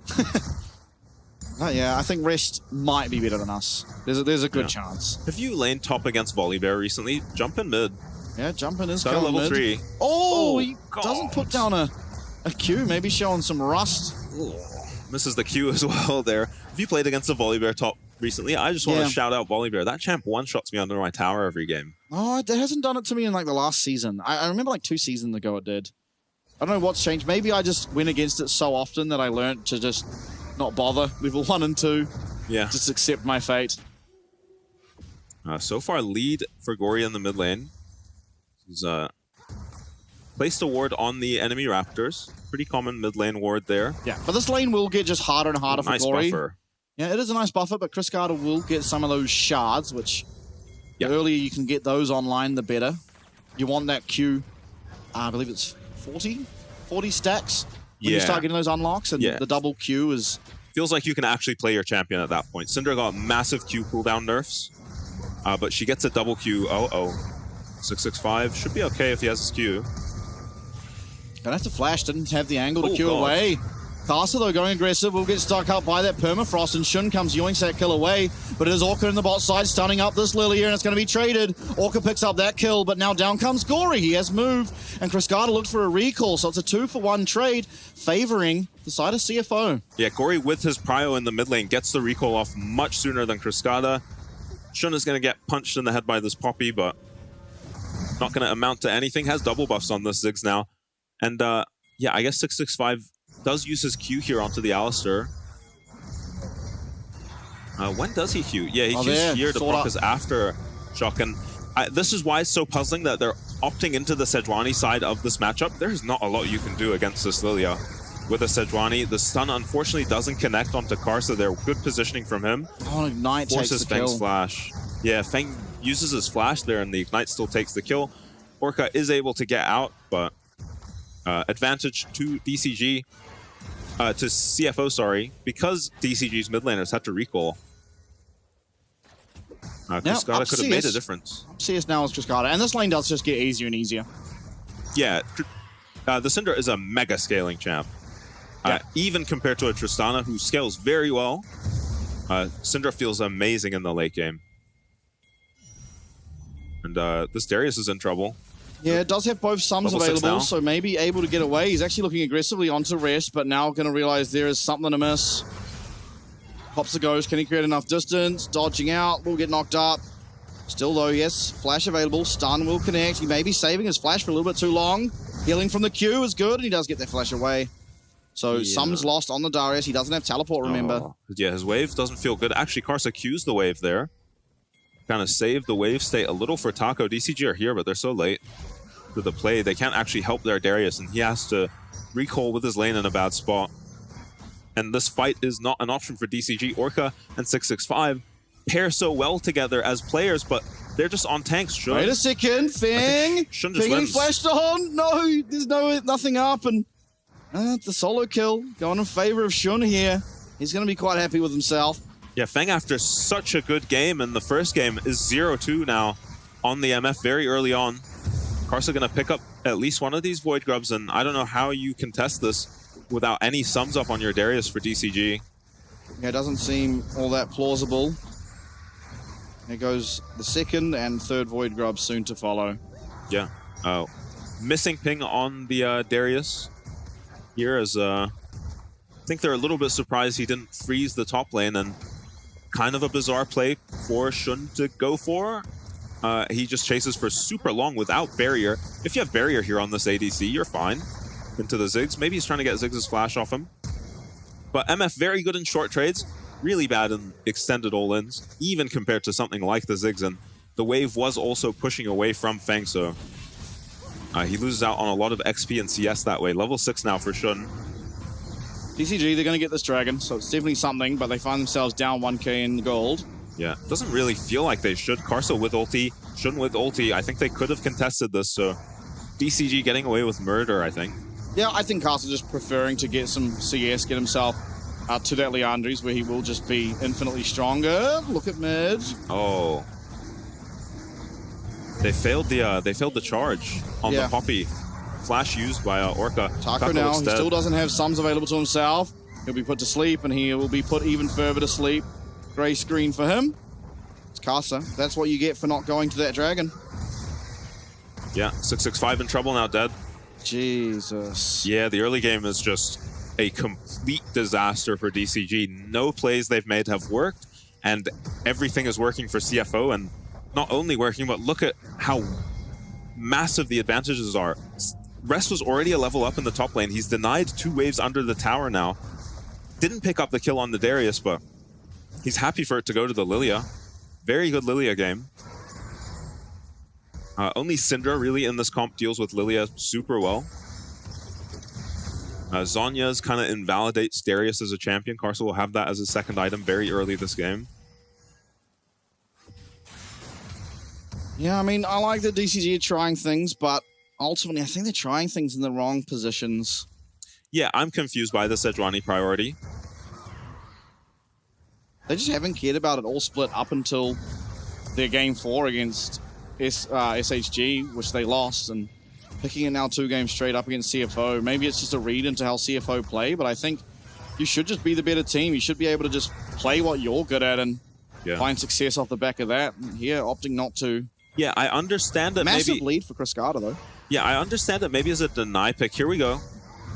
Yeah, you can't kill Tristana with Sejuani, really. Yeah, but you don't need to. This is going to zone now Gory off more minions, and look at the difference in those mid lane CS gap. I mean, it is Cascada very far ahead. Taco taking 2 tower shots as he looks aggressively onto Rest. Actually got the flash out of the Renekton. Yeah, otherwise Rest had the full Darius passive stacked on him, so he would die to the Darius ulti. Probably flashed at the last moment he could to avoid death there. Dominus now available for Rest. I don't think Taco gets away with this. In fact, I think we might be about to watch a Darius perish. Yeah, and like, do you back here as Taco and give up another plate to this Renekton? I think you have to. You die otherwise. You're giving up a plate either way. Yeah, and now DCG have to play this game with a behind Darius. This is a champion that pretty much wins most melee matchups. Just about every melee matchup, but really needs Ghost and Flash, can't take TP, which means if you make a mistake, even just getting ganked, the game is borderline over for you. As you see, Taco's just struggling, has no TP. I almost wonder if it's just worse ghosting the lane. I guess it is a cannon wave, he's not going to miss that much. Just the 1 melee, maybe. Situationally, definitely. Stunned is Gory. Yeah, nice. Did fast presence on the ground, and that's going to be Gory going down 6-5. Unfortunately, taking that kill. Yeah, and there's the DCG trio we're used to seeing. That was perfectly played from all of these members of DCG, making a really difficult kill onto Tristana, who I just said you can never kill. They get the kill mid. Yeah, and a lot of that's just the power of the Syndra. You're able to find a stun from just so far away. Orca's actually up a level here. Sword Art has to be careful. There's no access to that unstoppable force. Or unbreakable will, rather. Unstoppable force is Cascada's ultimate. This top jungle is so strong. Nice dodge on that Swirl Seed from Cascada. And Taco is very strong as well. Of course, this is kind of the best time of the game for a Darius. Sword Art trying to come round, still level 5.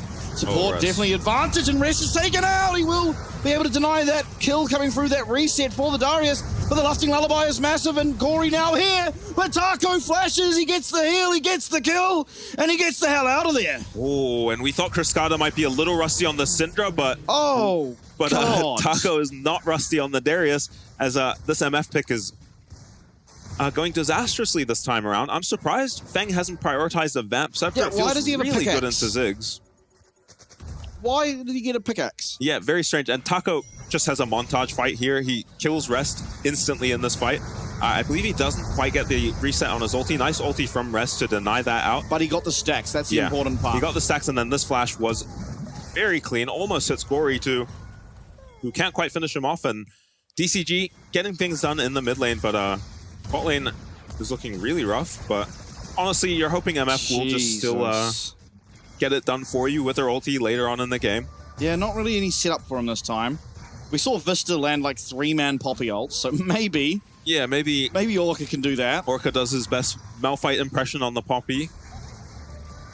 And does still get some value out of this MF. Looks like top tower going the way. Yeah, Taco no sums. He's going to be taken out. There's just too much CC. He's locked down. Shun teleporting as well. The heal will come out, but it's not going to be anywhere near enough as DCG arrives with support far too late. And I have seen this play 1 million times in the LPL, where you dive with a Ziggs TPing on the wave. It means you're guaranteed the tower afterwards. Shun is very quick to... Oh, Shun's stunned.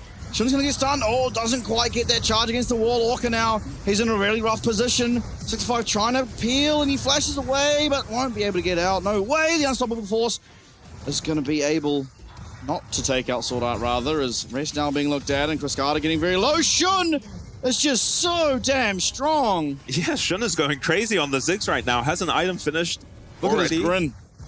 6-0 on Ziggs. His devilish smile. That young strapping lad. Yeah, he's had such a good split. A little shaky in the playoffs so far, and what a return to form for Shun on Ziggs of all champions. He is 6-0 at 13 minutes. Yeah, and I'm going to be honest.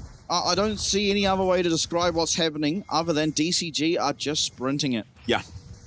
Yeah, you understand Taco going down there, and then maybe the committal onto the Ziggs makes a bit of sense. When you hit the stun on him, as he uses his W, that's his only escape tool on the Ziggs aside from his flash.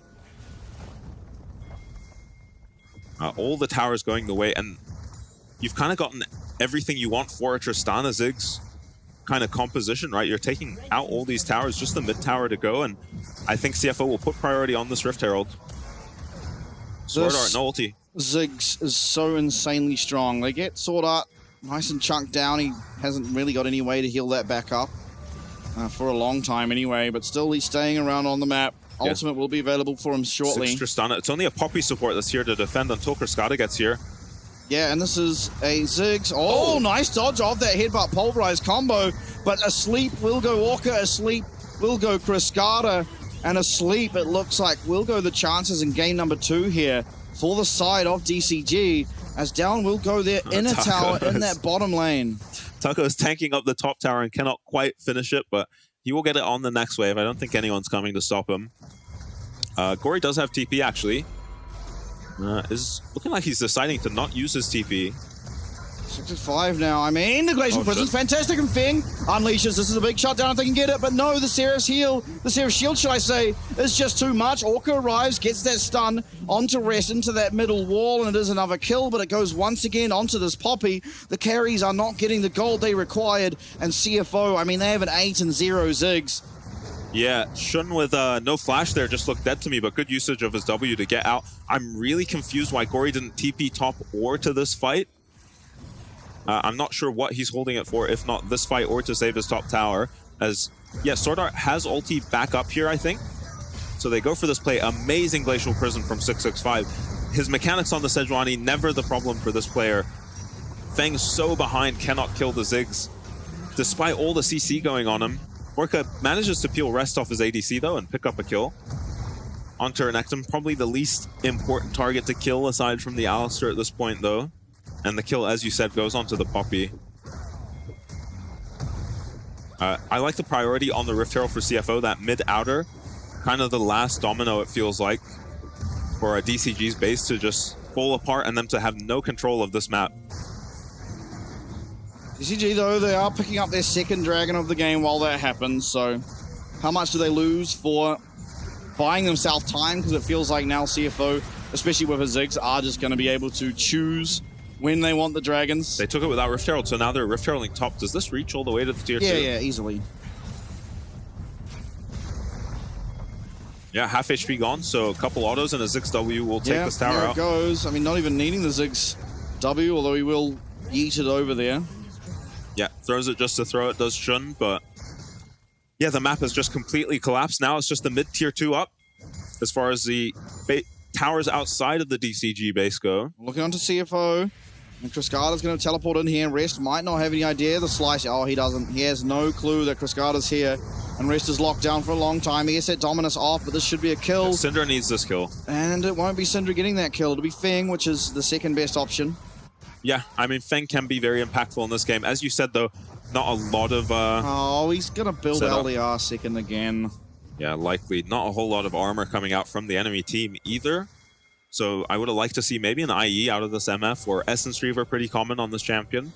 But probably had to just go IE because of how far behind he is. Oh, right. Sorry, I thought you were talking about LDR. But yeah. No, this is I think just IE made path. sense to me. Now Taco is here with both sums. This Darius can maybe cook up something in this fight. They have to deal with Shun though. They need to kill Shun and preferably get the shutdown on someone who can use the gold well. 3 members on DCG will feel pretty good with the shutdown. I don't know if it's too late for Darius to really be impactful this game, so maybe the shutdown's wasted on him. Just look how fed Shun is. He's about to get Rabadons, He's 3k above the next closest person on the Rift. He's essentially 2.5 items above his counterpart in Feng. Yeah, and once this Baron is up, without outers available for DCG... yeah, map control impossible. Yeah, I don't know how you walk through your jungle against the 8-0 Ziggs to contest this Baron, even if Sejuani's getting melted. Now, in terms of the gold lead, 6.5k in favor of CFO. We've seen team fights won from further deficits, but it just feels like an insurmountable task for DCG to truly look for anything really in these fights. Shun gonna get stunned up. It's a nice chunk. He has Seraph Shield available to himself, so no real threat on him just yet. That's really good damage coming out of Cascada already, though. Only an item and a half on this Syndra. Yep, and that was without a W, which of course will have true damage, as he is at the 87 stacks now. Getting close to that R upgrade, to getting that 20% execute, and after that, the 20% extra magic AP, shall I say, is gonna be when Cascada is at his absolute strongest, but a long way to go until there. Yeah, a bit slower this game compared to the last game. Only a kill per minute this game, so people are closer to 10 CS per minute. Gory can just play so aggressively on this Poppy. Yeah, and that's crazy, because Gory's not even Poppy. Yeah, sorry, Yordle, same deal. little purple dudes. Yeah, but he doesn't have he's not a Yordle with a hammer. No, he's a Yordle with a rocket Bandle launcher? gunner is what he is. A bandle gun. That's right. A Yordle with a bandle gun is Gory in this game. Both thumbs up. Little 150 gold shutdown for him. Goes aggressively onto Taco. Yep, and gets a good trade.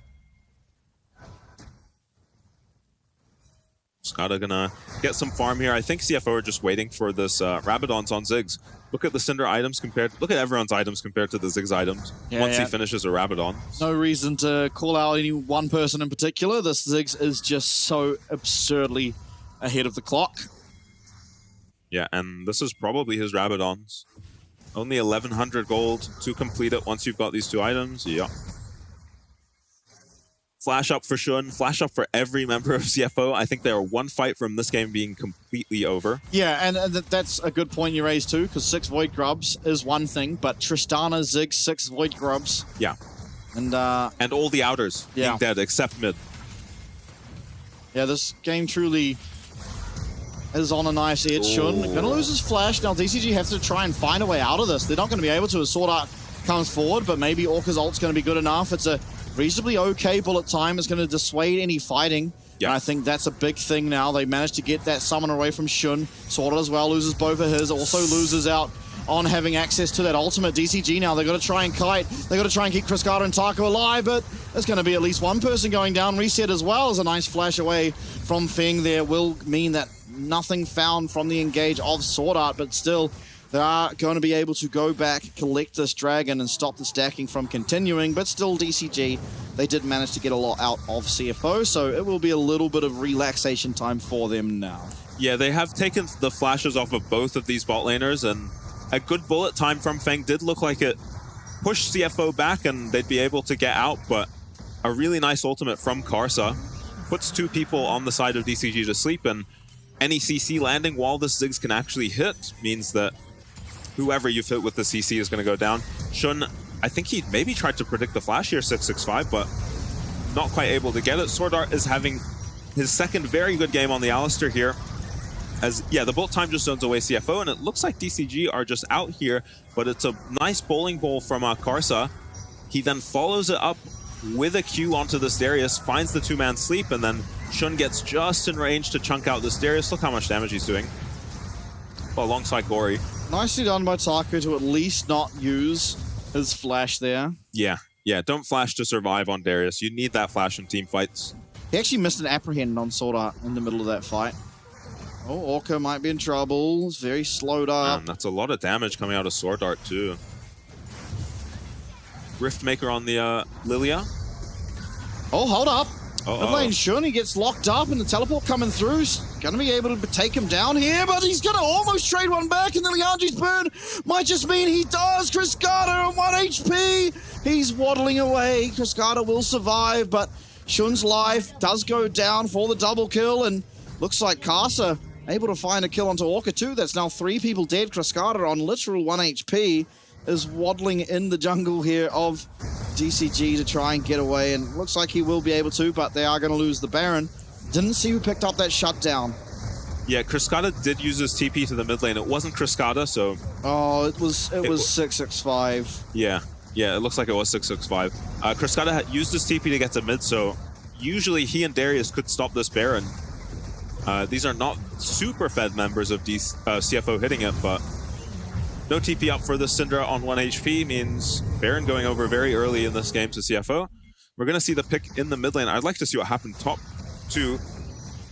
As 665 again makes a really nice ulti onto a key target in the Ziggs, and then follow up from Cascada just opens with his ulti, and I get why he opens with the ulti when you see how much damage he ends up taking from the Ziggs, but maybe just had to save it to try and get the kill, because now it feels like there's very little hope for the side of DCG with 1k going to Sejuani. Orca desperately trying to get this fight or stop the members of CFO arriving. It just goes down to the dots of the Lilia, I believe. Yeah, there you go.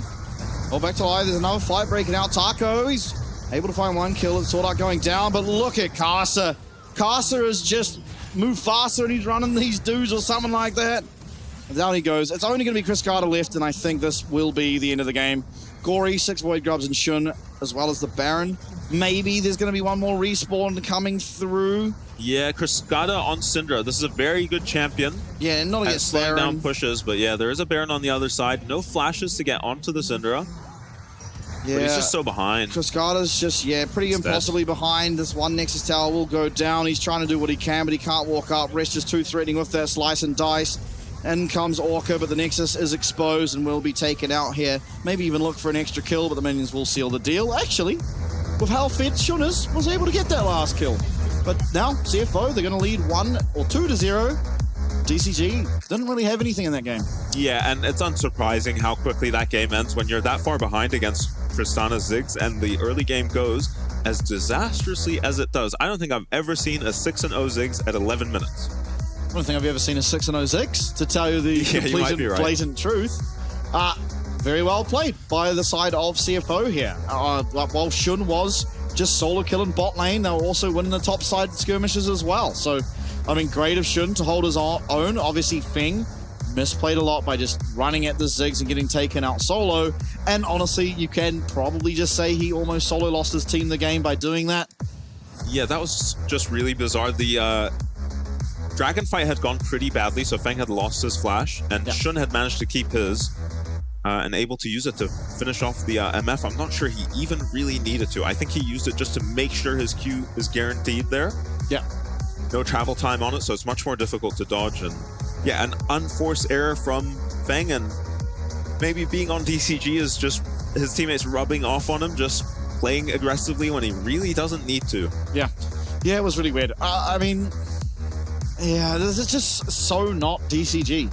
Like, honestly, we've seen them win the entire split off carries in the jungle, carry in the mid, Feng just sitting bot, being relaxed, nice and controlled, and playing his lane, and we're not getting that in this series. We're getting the polar opposite. Cascada's getting his carries, he's getting what he wants, and he's getting good matchups for himself.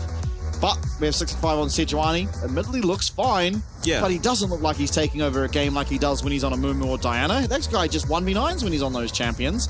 It's time for us to reevaluate our priorities. Why are we blind picking Sejuani? We don't need to. We know they're going to pick this Lilia, and Kasa has just exploited the Sejuani the entire series. Yeah, it's a really bad matchup for Sejuani into the Lilia. It feels horrible to play, especially once you make one mistake on the Sejuani, one mistimed gank that, you know, you're doing while the wrong side of the jungle is up, or you're able to be punished and it's just over. You're down 20, 30, 40 CS, and Lilia runs away with the game as Karsa has a great fight for himself here. Shun completely untouched, under no threat. Also, Swordart, maybe he needs this Alistar banned away from him because he looks like a different player on this champ than he has all split. Some of this maybe him, you know, in the clutch, back against the wall, Sword Art is performing on the Alistar, but polar opposite game for Feng on the MF, where despite losing the previous game, he outdamaged everyone by like 10k. Yeah. This time, never got off the ground. Only doing the 10k. Yeah. But yeah, I mean, as DCG, I think you really have to reevaluate your pick bans. Yeah. Keep doing what you're doing mid. It's fine. It's working. It's doing, like, he had a pretty decent time into Gory. Gory was able to roam early game. Yeah. But the onus there is, like, why are we fighting? We know this Tristana is going to be there first for now. If we just wait a couple more minutes, it's like literally 2-3 minutes later, you get Lost Chapter to Syndra, you're winning the lane. We don't wait. We just force a fight. We lose. Game's over. 665, if he can just play a champ that he's able to roam around the jungle, farm on, get into that carry position that he has the entire split, gonna look a lot better. That death by the dragon at level 3 or 4 for 665 was just so bizarre. It was very 665 because his mid laner has recalled and he's queued onto an Alistar. He's just taking a fist fight with the enemy support. I think he was trying to queue away, but Sword Art got in front of him. Yeah, because there was no real angle. The only way he could go, because Sword Art walked that way, was down. Yeah, down was where Shun was. So. Yeah, he still just wasn't engaged on. Just bizarre, but not really. He was. Sword Art headbutt pulverized him. Yeah, but he was running at the Alistar. Trust me, we'll watch it after this. Yeah. He was running at that Alistar. It is 665, believe me. And Shun has a fantastic game for himself. Yeah, after 2 solo kills, you're going to get the MVP, especially just how much damage he was doing too. Yeah, importantly, just made very few mistakes. DCG found great goes onto the 6, but he was just so fed, and the Seraph's shield was massive in this game too. Just look at his damage, it's so bonkers. Landed RQ, I think just RQ and a couple E bombs just killed Feng, 100-0 in this fight. Hextech Ziggs. Oh, I never realized how rich this Ziggs looks. Yeah, he does look like a bit of a monopolist. Yeah, bro is an entrepreneur. But Shun, I mean, honestly as well, one thing I want to mention is that Shun has typically looked horrible at the Ziggs. He's actually just kind of chain-died when he's been on the Ziggs. It's kind of been the one champ that I've had a lot of scrutiny for him. But this time, a real turnaround. Just looking very, very solid. Solo killing his lane a bunch of times, and honestly feeling like we could just pick this again and we're probably feeling pretty good. But DCG, I mean, they need to come up with something because they shouldn't be getting 3-0'd in this series. No, they should theoretically be winning the series. But we're not seeing the same DCG we usually see. Yeah, it's just something about CFO. It feels like they have DCG's number, and they do so far in this series. I don't want to see 665 go out with a third Sejuani game. Yeah. Yeah, what a terrible end to the year would that be. But I'm sure DCG, they're going to realize some of their mistakes. We're going to come into game number 3, and we're going to get a hashtag DCG win. So definitely stick around. 哎，这新团没铲啊！先投入，先投入，我先投入，我这随便一波啊，要从一波一波，他没铲，他没，要从一波，他没铲了吧？没铲，确定。我可以看到，要从看着一波了。炸弹人其实，我们还有炸弹人，哎，炸弹人能不能炸两座啊？不行，炸啊！其实你玩的好，没铲，先有边，你玩的好，其实真的假的？真的假的？真的假的？不知道。我不知道。好，赶快猜一猜，别理他啦，猜一猜。猜。哥们长得像是玩炸弹的。哎，炸弹！哎，没闪，杀他！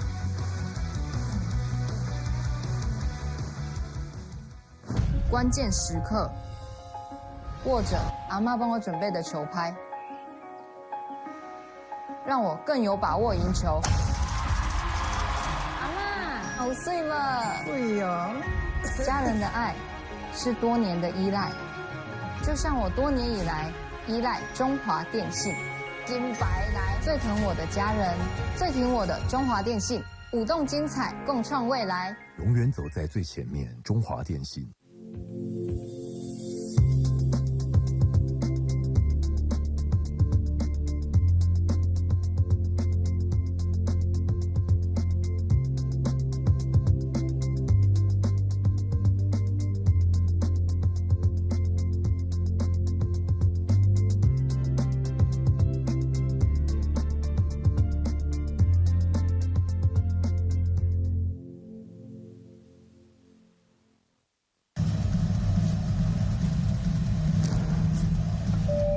旅客陈志明，华航直飞西雅图的班机即将准备登机。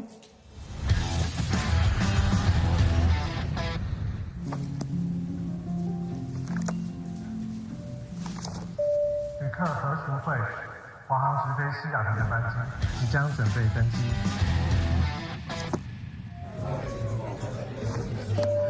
China Airlines passenger Michael Chen. Your direct flight to Seattle is now ready for boarding. 华航直飞西雅图，7月14正式起航。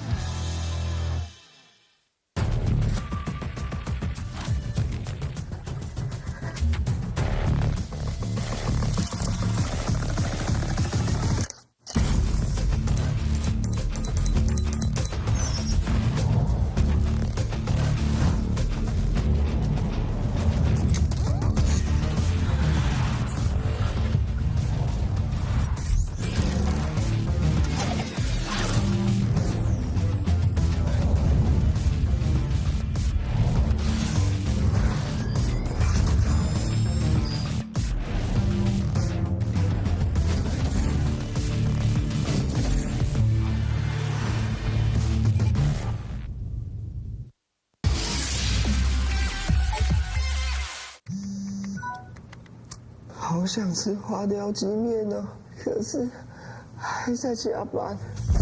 阿嬷，加班也能来碗酒香补一补哦。就是这味道，这碗花雕鸡面帮你补身又补心，好满足哦。还有麻油鸡面，赶走你疲累的寒意。要不要再来碗花雕酸菜牛肉面？暖心酒香的丰盛美味，台酒酒香经典系列。难得皇上莅临蒙古，臣等备好贡品向皇上进献。好想吃哦！特此献上，此为酒香蒙古锅牛肉面，就是这味道，浓郁的汤头为牛臀骨风味，还有孜然香，淋上五加皮料理酒，更有层次。这真是宫廷御膳不及享受。台酒御膳堂酒香蒙古锅牛肉面。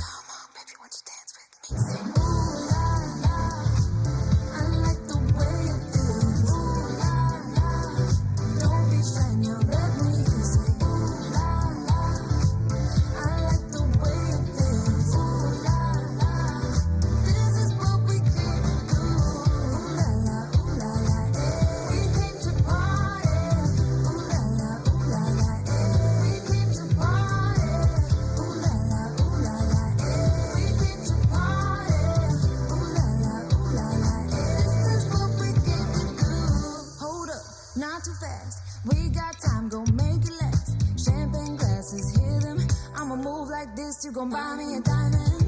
So jump on it, come on, I know you want it. Raise them glasses to the sky. It's our time, we own the night. We got tonight to be happy. Let's take our time and be happy. Come on, baby, won't you dance with me? Say, ooh la la, I like the way it feels. Ooh la la, don't be shy now, let me hear you say, ooh la la, I like the way it feels. Ooh la la, this is what we came to do. Ooh la la, eh, we came to party. Ooh la la, eh, we came to party. We came to party. We came to party. We came to party. This is what we came to do. Come on, baby, don't be shy. Come on, 'cause you and I, we own the night. We gon' take it slowly, right up to the morning. You know it. Come on, baby, won't you dance with me? Say, ooh la la,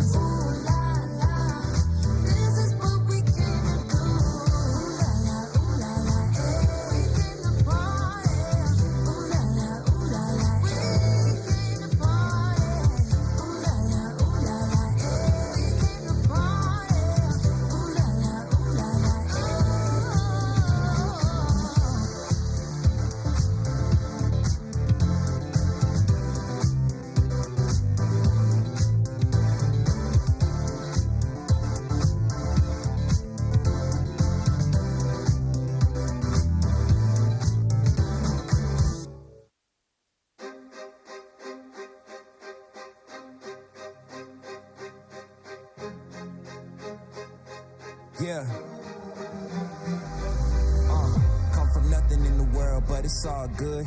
Catch you looking at the stars like we all should.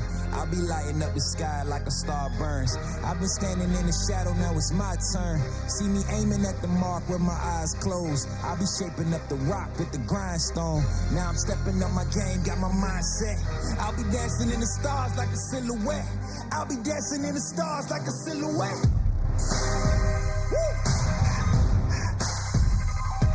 What's good?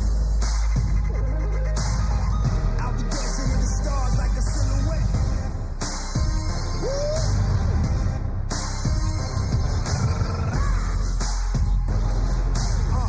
I'll be dancing in the stars like a silhouette. When you hear them go wild, it's a home crowd. But you never slow down when it's sold out. I'll be ready for it, I can take it home. When you see me in the frame, I'm a Van Gogh. Watch the heads turn, see the sky burn. Catch you looking at my style, but you'll never learn. When it's all done, when it's all said, I'll be dancing in the stars like a silhouette. I'll be dancing in the stars like a silhouette.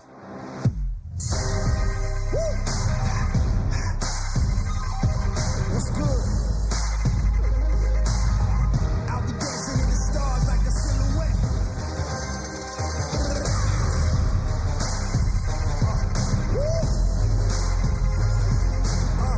I'll be dancing in the stars like a silhouette.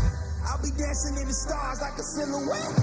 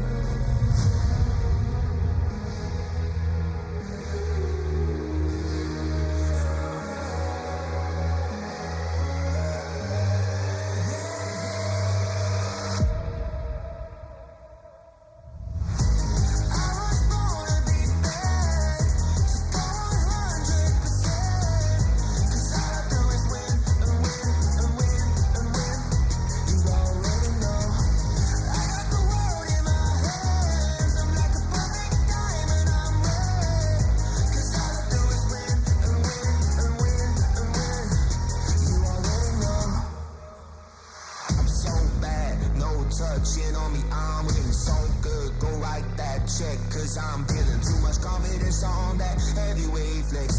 I've been earning and working, everybody want this. I'm untouchable, stacked up, Greek God. I got that thunder and lightning, energy rush.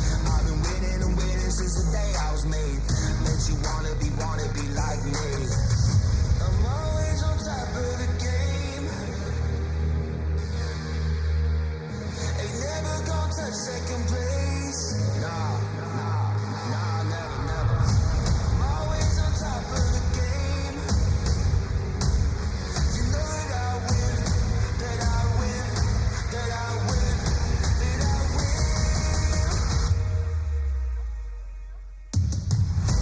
I was born to be bad, go 100%. Cause all I do is win and win and win and win. You already know. I got the world in my hands. I'm like a perfect diamond, I'm red. Cause all I do is win and win and win and win. You already know.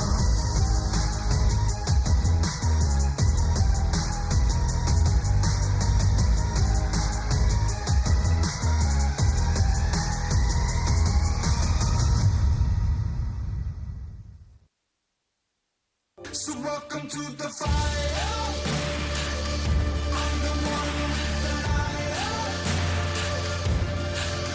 Feel it burning through the veins. So welcome to the flames, getting higher. Welcome to the fire. Welcome back, everybody. Now it is CFO that are one game away from going up against Frank in our Sunday matchup this week. But DCG, they haven't looked like themselves, and I think it's time we finally go back to what we know works. Yeah, it's just time to get 665 on some carries. I don't care if it has to be Lee Sin or Vi. They had AP in the mid lane this game and AP in the top lane the previous, so they can get away with these picks, and these are signature champions for 665. Doesn't get to play them all that much this split, but if there's a time to just throw something at the wall and see if it works, now's the time to do it. Yeah, 1 game away from being eliminated, keep in mind. And this is our 2nd seed, our PCS 2nd seed. They went up against SoftBank, who are now obviously in that winners final, but they weren't able to get it done there. It went to 5, back and forth the entire series. But now if DCG want to continue on their playoffs run, they have to win 3 games straight up against CFO, who have looked like they just completely are dialed in and completely have DCG's number. Meanwhile, the body language of DCG is not filling me with confidence for them in this game. One thing that'll be interesting this game is Feng has had a fantastic playoffs. What's happened? Just cast his wrist. Yeah, the kettle on the wrist. Yeah. If anyone knows the wealth of that ring, or that, what is it, arm piece, wrist piece, definitely do let me know, because he always comes with a different watch and it's always like, oh, damn. Yeah, Feng has a great playoffs, right? Horrible game 2. So let's see what his mental fortitude is like, because he's just been performing. Win or lose for DCG, he's been playing fantastically. So that has to be a confidence shaker. We'll see how he does.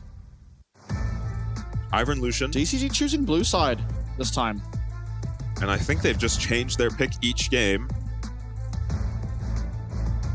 I wonder what they're trying to get, being that they now have access to that first pick, because it hasn't really seemed like it matters, right? Maybe Taco just wants the Renekton. That's what was first picked by CFO in both the first 2 games. Oh, sorry, they haven't swapped every time. They've only tried to swap this time. Yeah.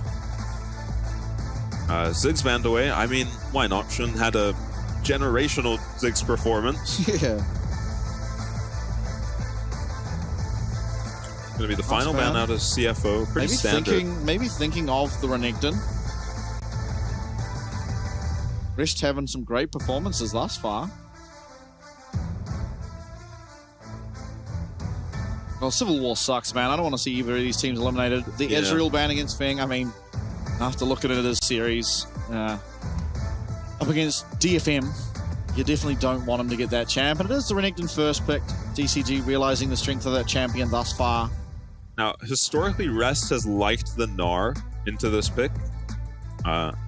And we'll see if he goes for that. I don't see a reason not to, really. They're kind of just left on an island top lane, and then it's a competition of who shows up to these fights and has more impact. In game 1, it was Rest. In game 2, there was no opportunity for either top laner to really impact the game. Diana Yasuo, maybe?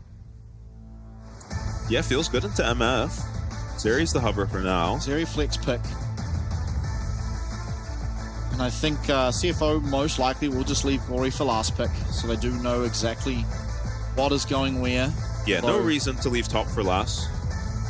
With the Renekton already shown, so I kind of expect a Gnar third pick here, unless DCG give them a really good reason not to do that. Or it could just be Cassante. Yeah, that too. Cassante and Gnar both do well. Gragas does really well. Not likely to be Gragas. I love that champ. Yeah, well, sorry, it's not a Gragas patch. Nice Braum pick. Does well into Leona. It is just a solid pick these days. Maybe the Nefariat, something that has been played over in the LCK by, I believe it's Nongshim. And it will just be that Cassante. So taking something that just survives lane and then becomes an absolute menace in those team fights. And we've seen Rest on this champ before. He's very good at it. Yeah, Gnar a lot more vulnerable to dives and can go a lot worse than the Cassante lanes. Cassante is just gonna probably fall a little bit behind, but hope to be more impactful later. Diana banned away by CFO. Means we won't be seeing Yasuo Diana. Yeah, maybe an Amumu next. Then force 665 onto something he maybe is less comfortable on. Or less, what's the word? Carrying on. He'd be pretty happy, I think, as CFO if he goes back to one of those tanks. Yeah, I expect DCG to probably ban Maokai Sejuani. Yeah. And then or maybe Maokai Lilia. Yeah, maybe CFO would respond with Lilia or Sejuani, whichever one is left open.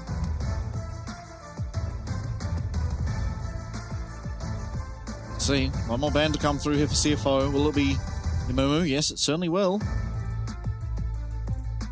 And last ban as well for DCG. So most likely will be the Lilia or the Sejuani. Yeah, I mean, Lilia's stronger on the patch. Yeah, they do go with the Lilia ban, so I expect Sejuani. Oh, maybe going for another carry. I mean, he's looked so good so far, and it's going to be that Zyra. Yeah, and this makes you feel bad if you wanted to go for an AP matchup in the jungle, because they've got this notorious Leona-Zyra combo. Leona plus AP feels really difficult to play something like the brand, and Vi feels pretty good. Oh no. Now this will go mid lane. Oh, you hate to see it. Yeah. 665, maybe an end to his year. It's a ridiculous Sejuani game though. He's got Braum and Renekton on his team. It is good. Just, it hasn't looked good thus far in the series. Yeah, I agree. And I think sometimes, well, obviously, you know, everyone playing at their peak all the time, there's never any worries about your performance, then you go for what's great in the comp. But I've said this earlier in the split, some days, and I'm pretty sure everyone listening at home will have these as well, you just wake up and you're just bad at a champ you're usually good at, or you're just really good at a champ you're usually mediocre on. You just have those days. Some days, something just clicks within you and you're very good at something. And it doesn't seem like Sejuani is that something today for 665, but he is going to be on it once again. Cascada on the Zeri, he's performed pretty valiantly on this champion the entirety of the split, and he's going to have his opportunity to go up against, I imagine, the Azir. Yeah, they should swap any moment now. CFO 665 puts his headset on for possibly the last time this playoffs. We expected a lot more out of DCG coming into this playoffs, right? They come in, they win their first series pretty cleanly against TFM. They drop the one game, narrowly lose out to SoftBank, and they might just be going out now to CFO so quickly. Yeah, would be sad, but you have to earn your place in that grand finals. You have to earn that ticket to Worlds, and thus far, at least in this series, they certainly haven't proven that they deserve to be the team to go. Maybe in the split over the start of the playoffs, yeah, this team was amazing. Really fun to watch, especially. But something seemingly not clicking for them. They were eliminated last split by CFO, and then SoftBank afterwards. The split, they look to be just eliminated by the same two once again, just in a different order. Now it is a pretty good matchup for Cascada in the mid lane, I believe. Zeri should be perfectly fine into the Azir, probably getting some prio for herself. And, but this is a very good champion for Gori. Coming into the series, it was a champion we talked about, you know, him picking up. Maybe even needing to pick up, but so far in this series, he's looked fantastic on the ADCs. Really unconventional to do something like a Zyra Azir comp. Which is why I was kind of preferring the Sejuani. DCG going for an early invade. Not sweep out any wards. Gonna get to place down theirs though. There it is. Yeah, trying to keep track of the Zyra, trying to maybe kill his plants. For Gori. That's interesting. Yeah, I think typically you go against these AD carries because it just gives you more pressure. Yeah, I'm used to Halo Blades into matchups like Tristana. But press the attack is interesting. We'll see how he uses it, how the lane phase goes. Because you don't get access to Presence of Mind or Absorb Life. Right. If you go the red tree. So it just makes a lot more sense to go press the attack, which is not quite as punishing in the lane, but it gives you a little bit more defensiveness. It allows you to also take Resolve. Arsa forced to summon his plants. Means he pretty much has to get off this camp, though. Oh my god, we have a... It's gonna fight, it's a flip. We have a battle. Karsa. One apiece so far. Two little Raptors for Karsa.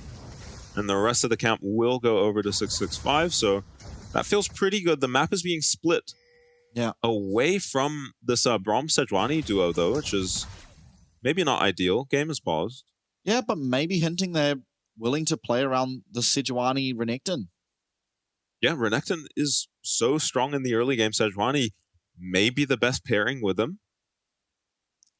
So much CC, so much tankiness. You can see these two champs dive something even as tanky as a Cassante, and if played well, they just walk out with above 50% HP each. You know, as early as level 4. No technical pause coming through. Hopefully this gets resolved nice and quick and we can get back into the game. Yeah, we'll let you know as soon as we know what's going on. Yeah,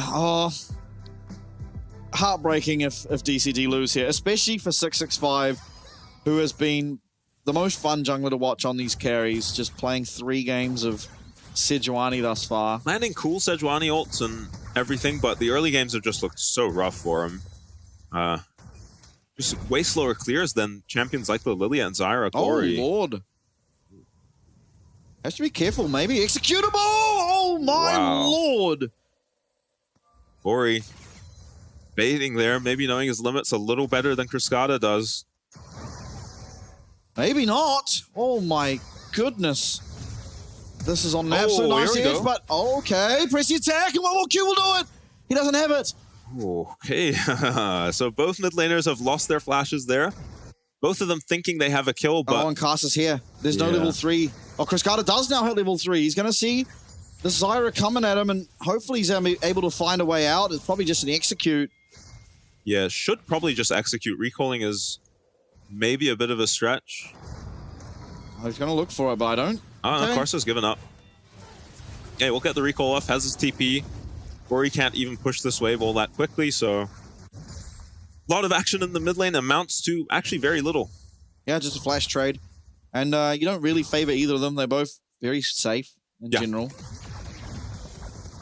Azir, traditionally one of the safest mages. Zeri, of course, as long as you're near a wall, you're pretty unkillable. Yeah, and both of them with just 0 set up on the opposing mid laner. At least until Corey gets level 6 for himself. Then he can be a little more threatening. I expect to see Merc Treads picked up pretty early for Cascada. Yep. Feels really good this game. Looks like Shun was forced out of that lane early. Sword Art, though, he's going to be here to stop this wave from being pushed. And now it should be a pretty rough position. Glory being looked at, though. He used a soldier already. He gets cancelled on that Shurima Shuffle, but Cass is here. 65, he's under the tower. He's stuck under the tower, but he does get the flash away, and there's no damage. He does live. Now Cass are getting so low. But everyone on just the most narrow amount of HP will be getting out of there. It's the flash loss for both junglers this time. Orca losing both of his sums, and now Sword Art, he's waiting and biding his time. I don't know that there's necessarily really an angle, but he is coming down behind. But Chris Carter's just found Cass getting way too aggressive.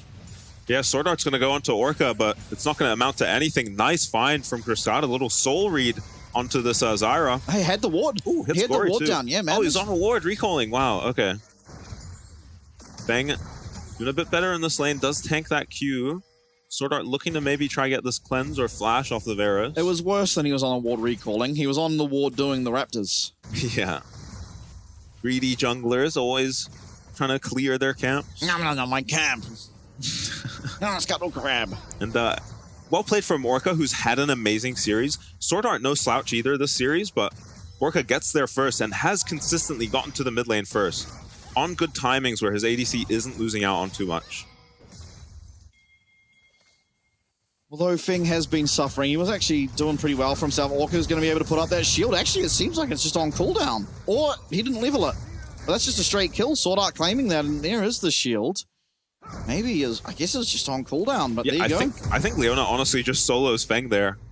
They probably needed Sejuani to come down to break this freeze, because all Sword Art had to do, he lands the E onto Feng, and then once Feng uses his cleanse for Rest has to be Leona, careful here, although he hits level 6 first. I was going to say Taco very close to 6, and we'll be able to turn this. But Rest actually hitting 6 first, has that flash. Taco trying to get the minions.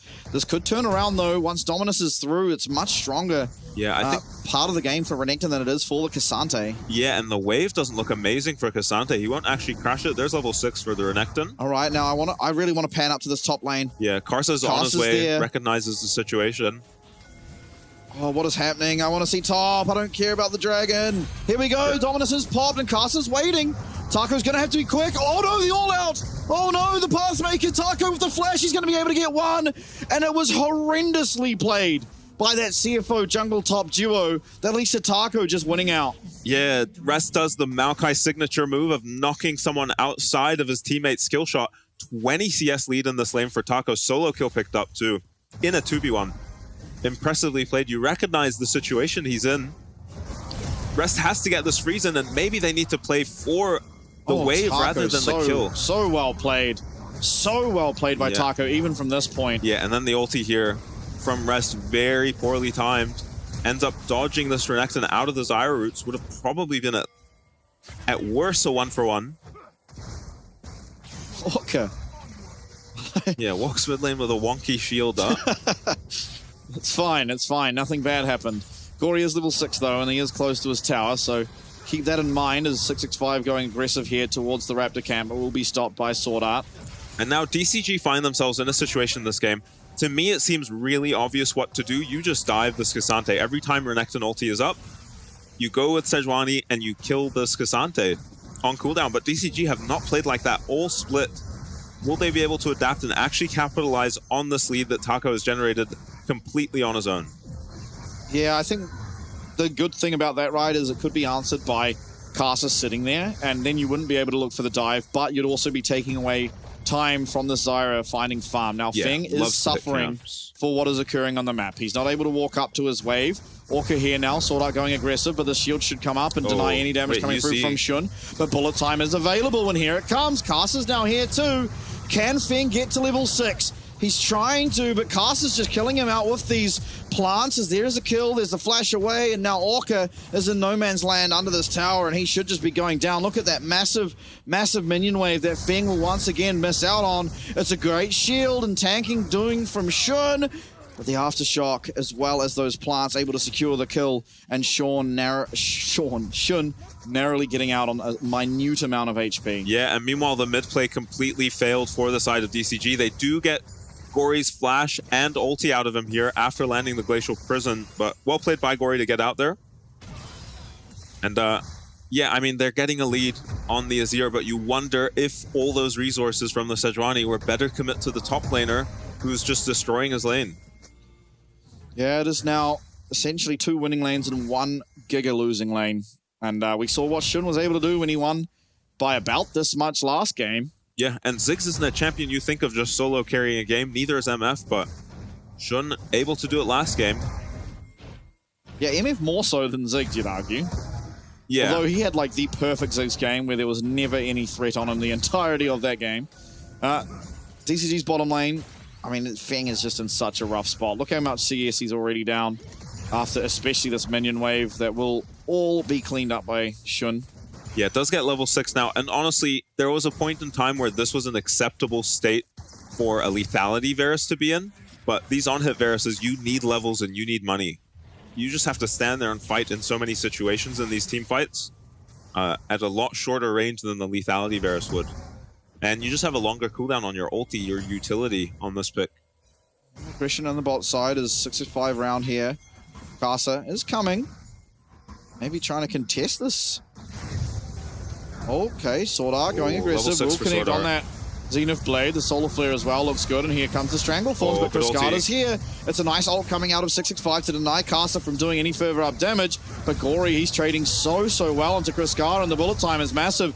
Cascada just has to get on out of there as 1 kill found by CFO and their entire team. Feng being looked at. He does use that cleanse, but Gory's found his way now on to this Varus. Sword Art does flash away from that empowered Q and will mean that it is just a 1-for-0. Actually 2, as Orca did go down as well, and it's CFO, despite falling behind very early on, who are actually much ahead at this point of the game. Yeah, it's off the back of Shun playing a very good game. Still has his cleanse up despite destroying his lane. Sword Art is level 6. He sees a level 5 Braum. It is time to go.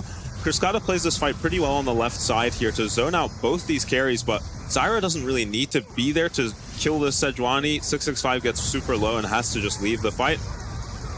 Wow, what a stun from Sword Art. Just catches the Braum on the edge of the MF ulti there, and Feng loses his cleanse here, still goes down. Nice flash from Sword Art. Look at all these Varus passive stacks, Blighted Quiver stacks on all these carries. If this fight was a little bit longer and a little bit better played by the side of DCG, they could have maybe turned it around.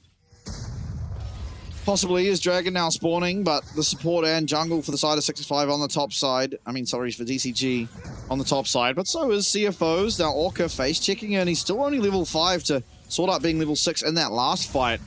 Even this ward's not going to get in that level up. Maybe one more would do it, but I think he needs to get into this mid lane, claim some XP away from Cascada, get level 6. That Glacial Fissure can be so good against champs like the, what is it called, Zyra. Yeah. The Azir too likes to go in some of these fights and cannot do it while Brawl multi is up. Now, this fight, they are going to have their Renekton. Taco is massive right now. Does have Black Cleaver now completed on this Renekton, and we saw what Yi Jiang was able to do, but CFO, they're at least going to get this first Void Grub, looking for the second and third as DCG, they head back south, back towards that dragon, and should get it pretty uncontested. Yeah, will be a second dragon picked up for DCG. You feel okay trading 4 Void Grubs for 2 dragons on the side of DCG. But it's, again, Taco, their most fed member, being left on an island here, so not able to push his advantage or use it at all. Yeah, Orca trying to get up there, and once he does, this actually could turn into a winning engagement. Orca is still not level 6. Yeah. This is really bad. Teleport coming through, though. Flash forward from Taco available. He's gonna get onto Casa. Yes, he eventually will. Nice find, but the bullet time is even bigger. Cascada managing to flash away, and here comes a teleport. This is going to be Rest arriving as we try and clear out these minions. Orca, look at his health. He's 1 HP.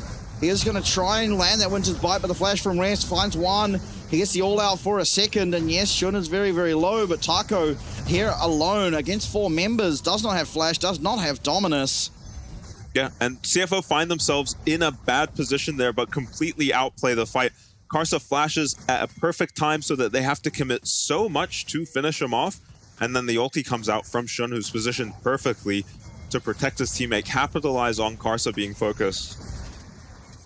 Feng getting this tower plate, though, for himself. And yeah, here, Taco just needs to flash, but he gets rooted up. He doesn't flash over the Zyra route, and Karsa being able to flash and bait the enemy team into this choke means that the MF ulti completely turns the fight around. Eventually, the Brawl multi stuns up Shun, but the damage is done at this point, and Rest plays really well here to clean up these kills, just instantly flashes onto Driver, makes sure he gets some Cascada, goes down soon after. Now back to live. It's a 2k advantage for CFO after the events that just unfolded in that replay. Tower plate's even, but this mid lane tower for the side of CFO very, very low. CFO going to be picking up the Rift Herald. The first tower has not been claimed yet, as maybe Cascada's working on the bot tower, though I don't imagine it's taken much damage with the state of their bot lane. Yeah, Feng 0-3 having a rough series for himself. I wonder if DCG managed to win this if they put in Tide. It would be the first time in summer, but we already saw that they actually play very well with Tide anyway. It's not like it's an unknown entity. Yeah, but after the first 2 games, Feng had one amazing game and one terrible game. Yeah, but look at him now, It feels hard to sub him out. 0-3-0. DCG here to defend top lane again. I like that they're playing around the Renekton, though it's kind of just because they're being forced to. Oh, the Glacial Fissure connects onto Shun. Shun has flash. He has cleanse available. Now Orca is going to get absolutely annihilated, but Taco's going to arrive, and Feng actually unloading a lot of damage. Down will go Sword Art. It's a turnaround in favor this time of DCG as the slice and dice. They're able to get their way onto Gory, and that's another kill. 665 picks that one up, and the bullet time from Shun does find a lot of damage, but certainly not enough, and DCG, they come out on top in this interaction. Yeah, these lane assignments feel great from DCG, and I think it leads to them winning the 4v4. Cassante into Zeri feels amazing for Zeri, and Zeri just has way less impact in these fights at this point in the game. And he's getting to pad his damage stats. Yeah. Gonna be ballistic on the damage graph, Chris Scott, at this game. I don't know, that was not a lot of damage, actually. He was not hitting. Is actually going to get the first tower of the game. Yeah, that's a lot of gold. He should be able to get his Blade of the Ruin King, importantly, as he also picked up a kill and an assist. Cascada being looked at, the teleport from Gory means that he is just going to back away, sort out here as well, but Taco with Demolish up on that top side, making quick work of this tower, half HP. Rest should be close enough to not allow this to go down, but... Can the Renekton just ignore him? Maybe not without Dominus. Yeah, no Dominus and no Flash. It's probably far too risky, although Taco believes he can. Trying to kite around the tower. Actually gets it. The slice and dice should be available. Doesn't even need to use it, actually. Yeah, nice moves by Taco there. Is not daunted by this Cassante at all. Takes very little damage while he finishes off that tower, and the gold is now in DCG's favor out of nowhere, and they've got 2 dragons to boot. They do. 1 minute now on what could be another dragon, the Ocean Soul. While I think, you know, when these Ocean Souls, I mean, when the Souls were first thought of, Feng, nice flash, but certainly losing a lot more than he probably needed to. Looking for that Chain of Corruption onto a summonerless Misfortune. Won't connect, will lose his own flash. Yeah, very fast champion, the MF. Feng not able to connect with the chain there. Maybe could have followed it up with the TP, I believe, from Taco? Yeah, from Taco. So Taco's now trying to defend his tower. Should be much stronger. I want to... Oh, God. I want someone to click that tower. I think it's 1 HP. Oh, Casa missing with that Glacial Prism, but Casa does not have flash, and he is just locked up here in DCG. They're bouncing back now. Yeah, it feels like they're straight up in control of this game now. Ori is pretty extended in the bot lane. Has Sword Art covering for him, but that's Cascada's coming. Cascada's coming. It's a 3v2. Yeah, how does Gory get out forward. here? Gory's trying to get that empowered recall, but the lightning crash coming through from Cascada, and he's just winning in that 1v1, but now Gory turning it around a little bit. He is kind of mispositioned. He does have the tower there for him, of course, but down comes that Glacial Fissure. It won't connect, but Orca, he landed the Winter's Bite, and that should be all that's needed. One more auto would have done it, but Cascada's missed, and a Gory finds the 2v1. He's looking for a double. No, he's just going to get that recall. Winter's Bite's going to stop it, and yeah, this will be him going down for sure. Hopefully, Feng getting the kill. I mean, Gory straight up griefed his, yeah, they should not be giving that kill to the Braum and instead to the Varus. No, I think they're worried about him just getting out. But on the top side, though, Rest and Shun pairing up with each other to take down that Renekton. Taco does fall.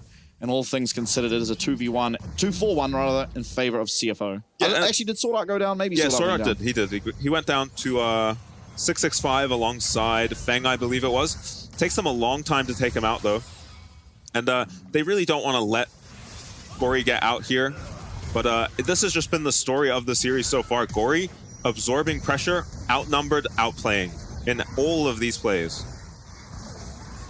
Yeah, there's Sword Art. It does take them a while to get him down, but Feng went bot and MF went top, and each of them did pick up a kill for themselves. As, yeah, Taco just overstaying here. Taco not really realizing what is happening, and yeah, we'll just find out. Shun is here, does get the Dominus, but doesn't react to the flash. Probably could just flash out of the Cassante Q3 there and live. Yeah, Shut maybe. down to Shun, already fed. Oh, possible Dragon here for CFO. They've got into the pits, and Smite for 665 does go wide. Lightning Crash, though, and the bullet time's massive. But Cascada and Feng, they do find one kill. It is answered back as Shun on the back of that bullet time picks up a kill there onto 665. But now the play dissipates. It was a Dragon picked up for CFO, stopping that stacking. But still, the 1-for-1 trade, and this is CFO now actually up 1k gold. Taco. Dominus, though, it is Taco. He's found his way onto Casa, flash away. But this Renekton is still looking pretty menacing. He's found his way back onto Casa. Casa staying for far too long, but Shun, he comes from the bottom of the map, is able to pick up one for himself. Now Taco, how's he going to navigate this? The Color of the Meek not really finding all that much value, and now he's slicing and dicing. The Streamer Shuffle and Sword Art actually on the way from the top side means there's nowhere for this Renekton to run. Gonna have to try turn around, has absolutely no play and does go down. So CFO, once again, they find one up in the team fight, constantly winning out just by the smallest of margins, and it's Shun who is the massive winner. Yeah, 6-0 and 4 on the MF. Does not go for the LDR second. He goes for the IE, which I think is a much better build. Yeah. Even then, I think I prefer this over the Essence Reaver build too.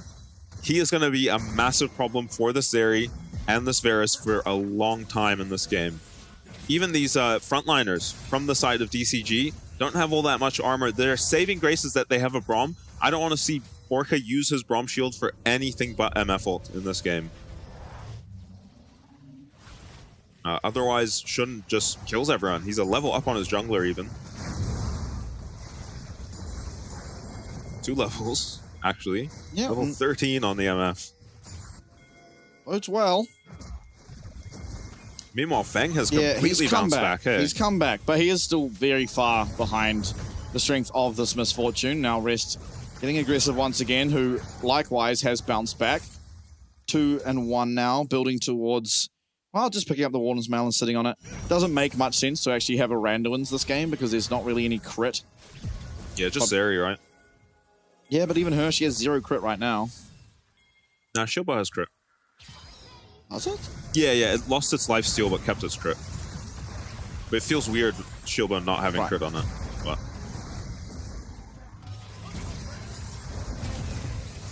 oh, he does get rooted up, and through comes a fight maybe. He does have that Pathmaker available. Look at the bullet time. Look at this bullet time. It's massive. 65 tanking it up there, and Chris Carter certainly doing a lot of damage. They're not able to find their way onto Sword Art, who does get away, and somehow everyone makes it out. Yeah, and this K'Sante actually goes down pretty quickly. Feng recognizing this and willing to use his ulti, but Orca not having his shield up for the MF ult means the fight ends the moment Shun pushes R. Hold up, 65 being looked at here by Gory. A lot of damage. He does get locked up, and the streamer shuffle forward does end up getting that kill there, I think, thanks to Leandres to teleport in from Taco. And Taco's found his way into Casa. That's going to be one very dead Zyra. So 1 for 1. Both junglers getting taken out. Just Bite will connect, but there's not really anything else to do. Both top laners losing their teleport, though. Yeah, someone needs to get to the spot tower before Gory takes it. He has a Nashor's Tooth on the Azir. And we'll take it out very quickly with 4 Void Grubs. Might just be dead. Yeah, it's dead. Yeah. Smart play from Gory. Just recognizes the fight is dissipating, runs down here with his big wave, and that is a result of DCG fighting without their waves. Frescata, he picks himself up a second kill of the game. That's exactly who you want gold on. This guy is insane at League of Legends. He's been a consistent carry for you throughout the split. And now backs against the wall. He's getting himself some gold to try and make it happen once more. But he's gone up against Gory on one of his 2 signature champs. I get the feeling DCG are about to hit Baron. I do too, and they are. Now, Gory has teleport. He's going to be able to get here. No one else is particularly far away. They are going to have to get off. There's no way they can commit to this. Taco's on a flank, though. And the glacial pressure that lands! They land onto Shun, who has flash. He doesn't have cleanse, so Chris Carter's just taken out. And 65 is lost. It is going to be a 2 for 1 thus far. Bullet time comes out. And Feng with so much to do. But Rest to shut him down. No peel coming. And Rest claims the kill. Flashes away and lives. It's CFO once more. Exploiting some misplays. Shun, it looked dire for him, but he gets away. And now Baron, started by DCG, but claimed by CFO. Yeah, doesn't look like they're actually interested in the Baron. Possibly. I think they had the opportunity to take it there, but decide not to. Gory still has this TP up after all of this action, so he's able to get to this fight, and Shun with his flash up. Orca just shielding, I don't know what in this fight. Could have probably played with Cascada there to defend him, but Feng not quite strong enough to 1v1 this K'Sante. Very close, honestly. So Rest plays that fight incredibly well. Yeah, he certainly did. And CFO, they have to be they've been happy this whole time, and now they can be even happier as they are getting just closer and closer. 4K gold lead to getting that 3rd and final win in the series to progress on to try and get revenge over Frank Esports, who are eagerly awaiting either of these competitors in the next round of the playoffs. But still, they have to get this across the line. It's not going to be necessarily that easy. The 6-5, he goes aggressively. Corey lost his Zonyas. He does flash away now. And Taco getting very low. Look at the damage being done by this Azir. Orca trying to get out, but he's nowhere to go. These Sand Soldiers are immense. And through comes a Zenith Blade. It's going to be another kill. That's 2 for 0. And CFO can now head towards that Baron. Yeah, jungler on the enemy team is down. Zeri, no ulti. Varus in the same spot. Really difficult to defend this. I think you just try to face check with anyone but Taco and you die, and Taco's not here yet. This goes down so fast for CFO. Gory, he lost his Seeker's Arm Guard, he lost his flash, so maybe they can look for something in the next fight, but ultimately he is just getting so much damaged out in these team fights. I hope we get a tally, because it seems like he was just free hitting. Yeah, I mean, the Braum went down faster than I've ever seen a Braum go down. Gory misjudging this Sejuani ulti, does push his Zonyas, but has his flash importantly. And it's been a consistent theme in this series that CFO are only putting the members with their summoners up in danger in these fights. And DCG are being baited onto these plays for people to flash out. You saw it in the last fight with Shun flashing out. Casa. And this fight with Gory. Casa has flash. 6-5 now. He might be actually the one in trouble. Sword Art being looked at by Cascada and Feng, but 6-5 goes down. Orca as well, getting very low. Nice little dash from Cascada, but an even nicer ult coming out there of Gory, who's even made his way away from everyone. Taco trying to find the damage, but the all-out, and Cascada's going to get taken down. It's all up to Feng. It's a 4v1, 5v1 even Feng trying to delay these minions, but he has to recall. It's Baron buff for CFO. There is going to be at least Orca and 665 to try and help this Varus, but down goes the top inhib. It's looking like game number 1 again. What can Feng even do? Sword Art has flash. There's nowhere to go. The flash forward. In will go Sword Art, and out will go DCG. It's been so good to watch them all season long, all year long, but CFO, they get it together and they get the clean sweep. Yeah, and clean is an understatement. That is exactly how you describe this series, honestly, and that's the look you want to see from CFO. Going forward, if you want to have confidence in them in this rematch up against Frank, which is going to be a banger, by the way. Both these teams 3-0ing their opponents in the lower bracket and running it up, going to be headbutting each other a little later in the week. They've already versed each other, already went to 5. Yeah. But I always try and give an epilogue to the team that gets eliminated, but I think today more than ever, because this team, DCG, have been by far my favorite team to watch. Yeah, me too. They have been so fun all season long, creating new metas, defining the meta for themselves, making teams find out a way to play against their style of League of Legends, which has been the most unique, I think, possibly in the world, has been DCG's way of playing League of Legends. And it is so sad to see them go. But honestly, we got into this series and it looks like they just didn't have what they had prior. They just didn't find the way to get 665 onto his comfort. He's fine as Sejuani. Yeah, he's all good. There's no real concerns, but he can't have the impact on Sejuani that he does on his carry champs. And I, for one, am very, very sad to see them go. But on this occasion, it is very clear that the better team did win. And CFO today were just much better. Yeah, I mean, it seemed like the approach in the draft was just better from CFO, DCG, not really executing around a Renekton in this last game that got fed, and it was actually CFO pressuring in that lane, as well as Gory just throughout this whole series was playing as Gory at his best. He's completely walking the tightrope between sprinting it down 0-5 and carrying the game on his own, and 3 times in a row he carried the game on his own in this series. Yeah. It was probably the best series we've seen out of Gory this split, to be honest with you. I don't think there's even another series that compares. He just played cleanly all 3 games, and you have to, because if you remember, you're going up against Frank Esports, and the person who got exploited by far the most in that series was Gory. Yeah. Gory was solo dying twice, actually. He got solo killed as Corky in that mid lane. He was 4-5 items and got engaged on for free by Kaiwing a couple of times in a row, 2 games in a row. He can't have those mistakes against Frank, and at least in this series up against DCG, he wasn't having any mistakes. He was playing very, very well. He was outputting so much damage and really just playing like you expected him from the beginning of his tenure here at CFO. Yeah, and man, that rematch is going to be a banger against Frank. CFO looked so good in this series, and Orca didn't have ult there. If Orca had ult, maybe even an entirely different game. Yeah, and there were so many nice ults from 665 throughout this series, finding carries with the Sejuani, but the follow-up just wasn't honestly as clean as we've seen throughout the split from the side of DCG. Maybe it's nerves, maybe it's the champion picks. I also think this Varus champ sucks. Yeah, I mean, it doesn't put a good case for a 0-3-0. Yeah, but this meta, like, what's the angle for the Varus? You're against, like, Zyra's and now Azir's, Misfortunes even. You can't interact with any of them. Yeah, you definitely can't stand and deliver as the on-hit Varus likes to do. Feng did his best. 0-3-0 start, ended the game like 5-4 or something. You can't hate that, but gave Shun just too much money, and you see the damage reflecting that.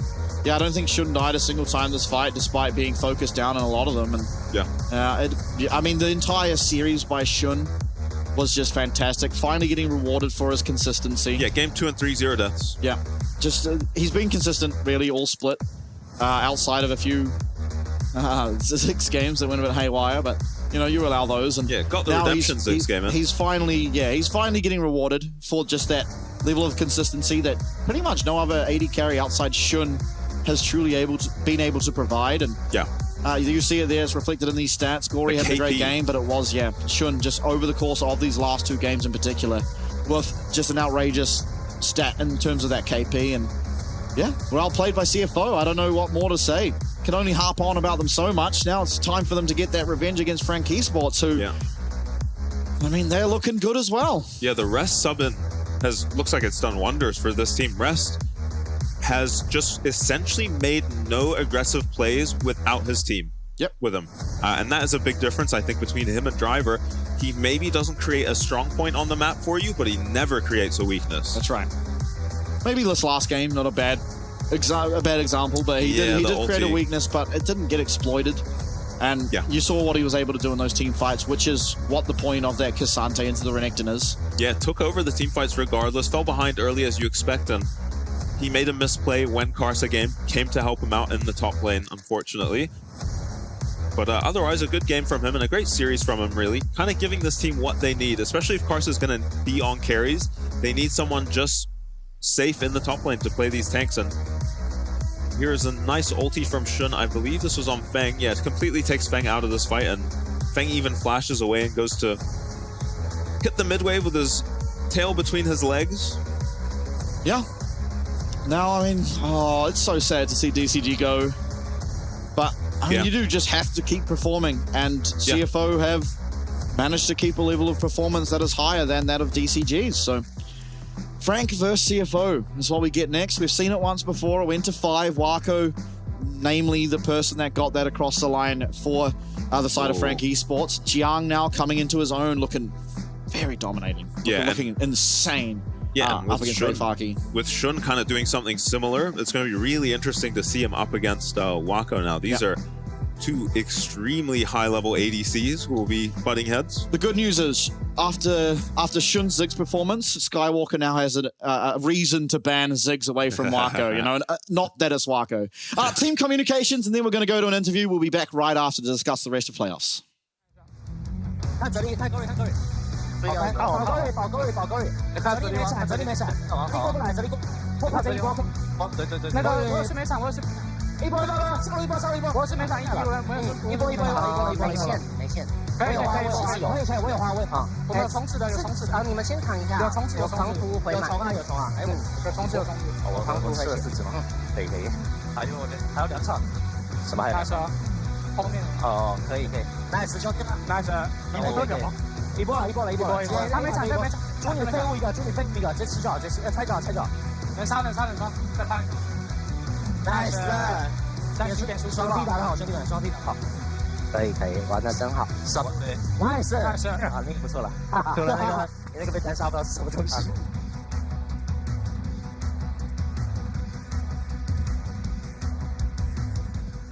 Welcome to the post-game interview. Here we are with CFO's top lane player Rest for the post-game interview. Let's have Rest say hello to everyone first. 本日 CFO のレスト選手をインタビューさせていただきます。まず挨拶の方をお願いいたします。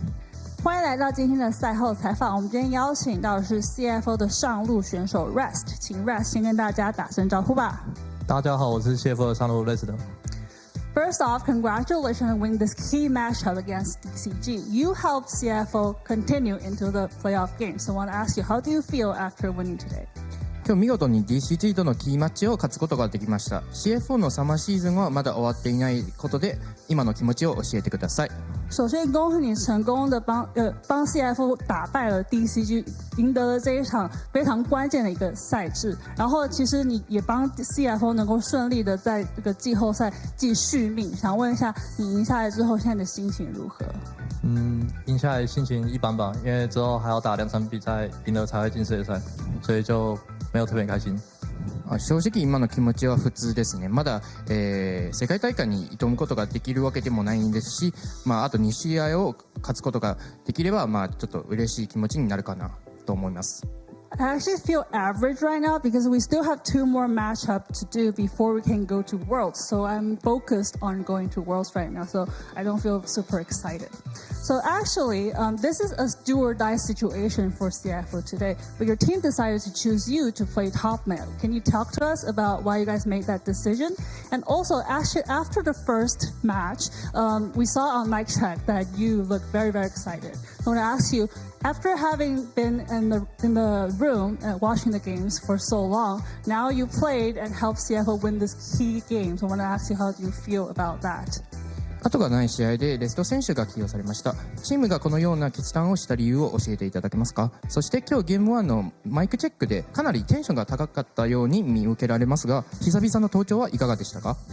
在今天的背水一战的状态下，那个 CFO 选择让你来打上路，想知道可不可以跟我们聊一下为什么他们会做这样的选择？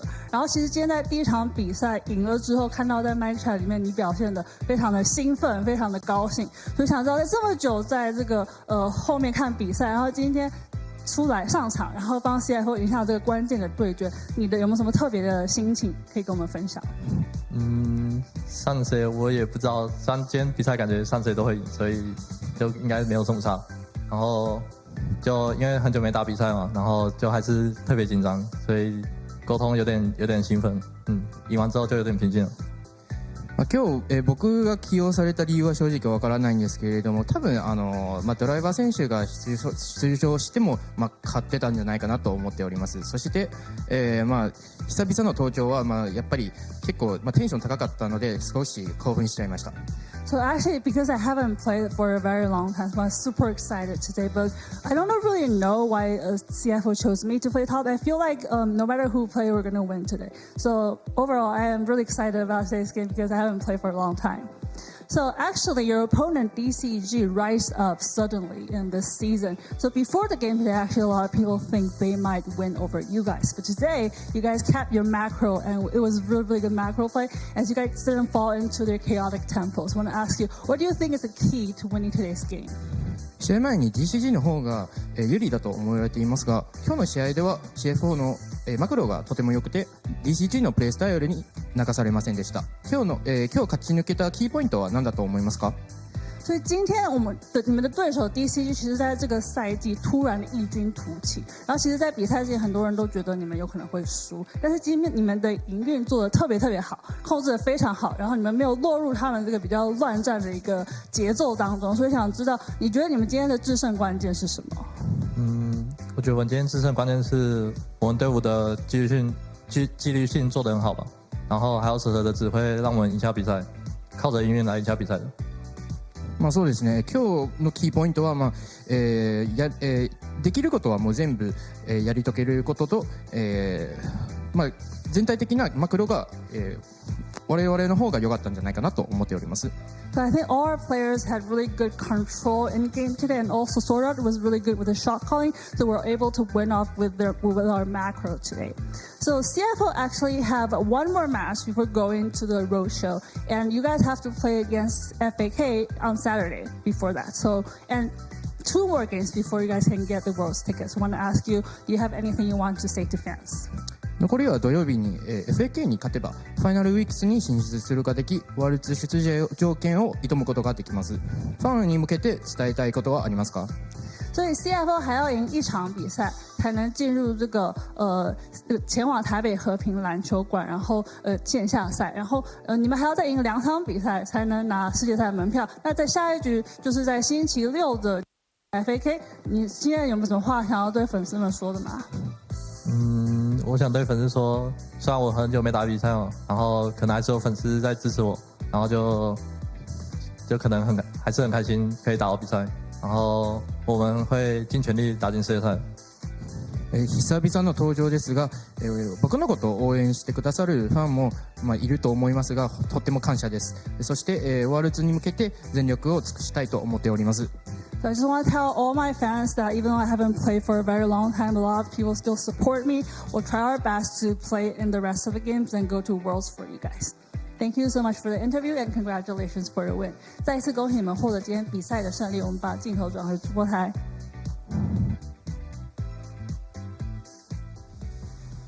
Thank you once again for the interview. Yeah.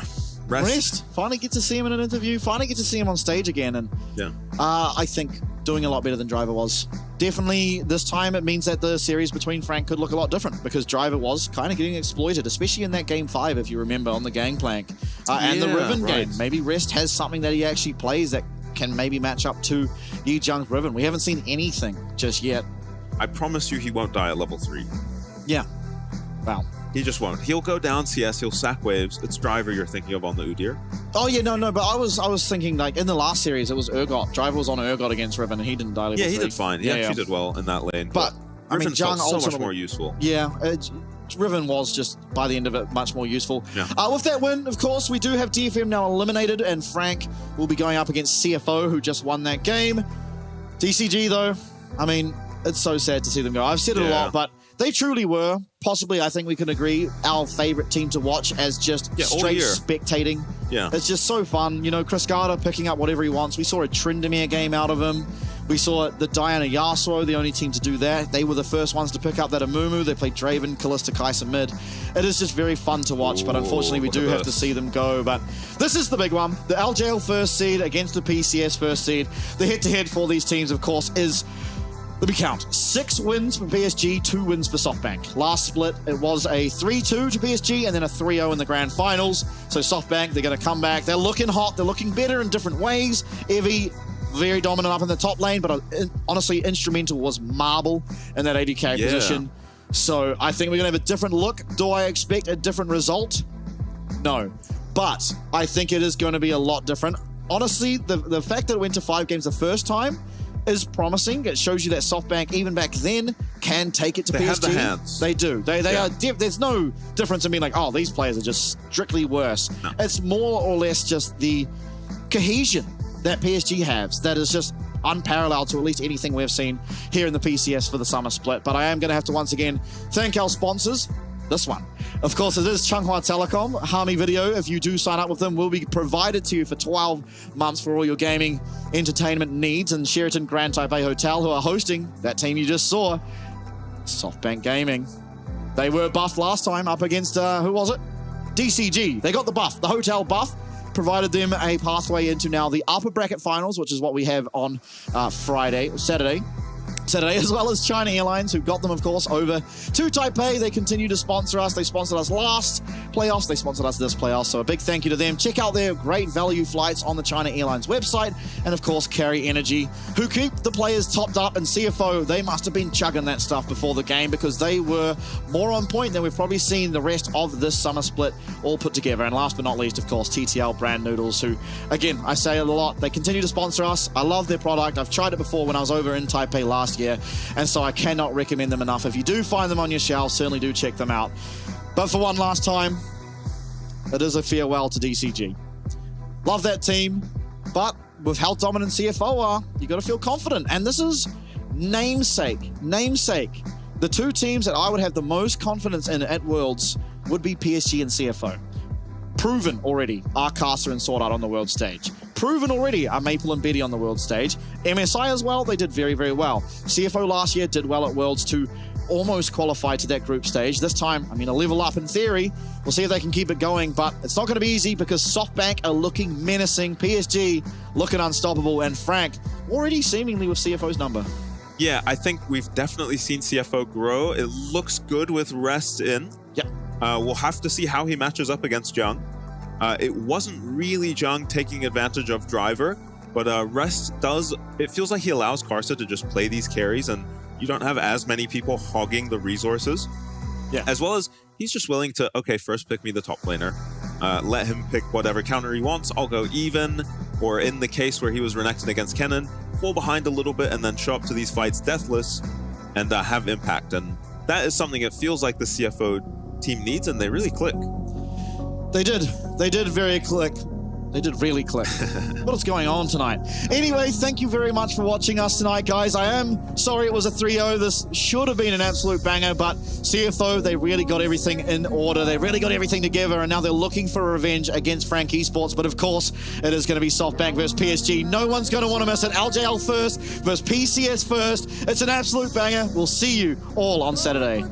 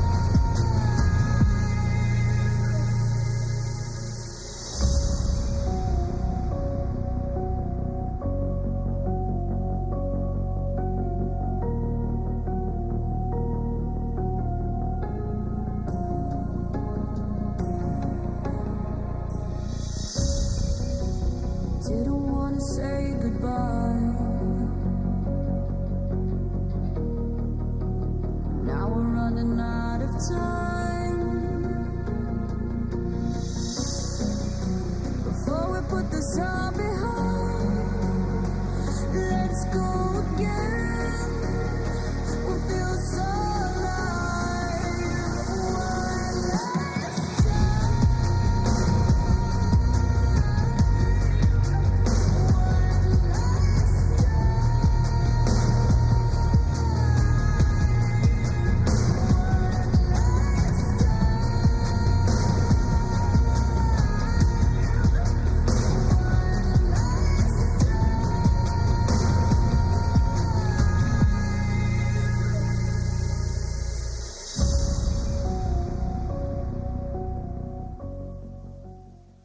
关键时刻，握着阿嬷帮我准备的球拍，让我更有把握赢球。阿嬷，好睡吗？对哦。家人的爱是多年的依赖，就像我多年以来依赖中华电信。金白来，最疼我的家人，最挺我的中华电信。舞动精彩，共创未来。永远走在最前面，中华电信。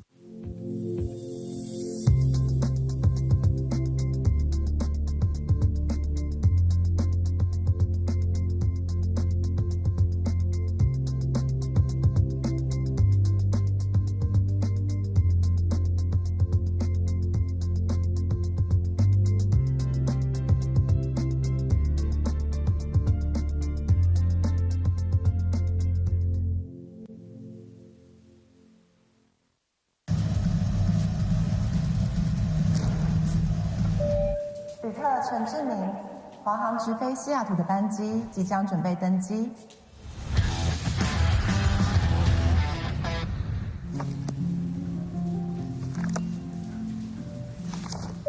旅客何淑慧，华航直飞西雅图的班机即将准备登机。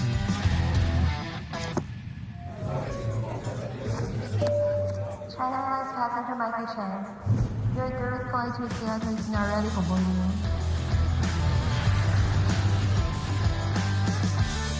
华航直飞西雅图，7月14正式起航。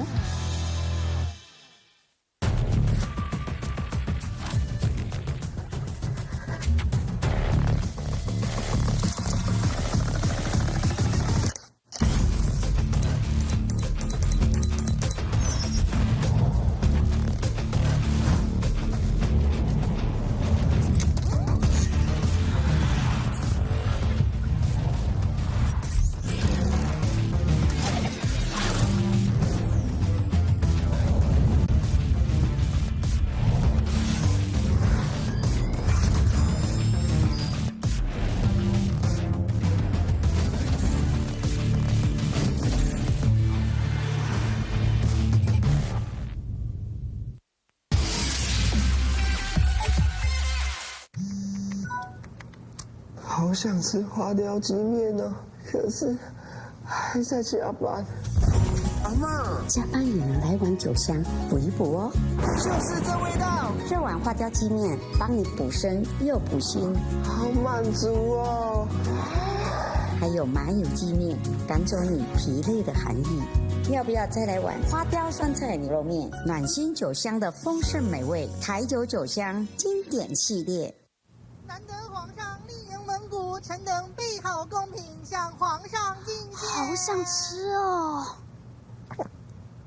特此献上，此为酒香蒙古锅牛肉面，就是这味道，浓郁的汤头为牛臀骨风味，还有孜然香，淋上5加皮料理酒，更有层次。这真是宫廷御膳，不如自己享受。台酒御膳堂酒香蒙古锅牛肉面。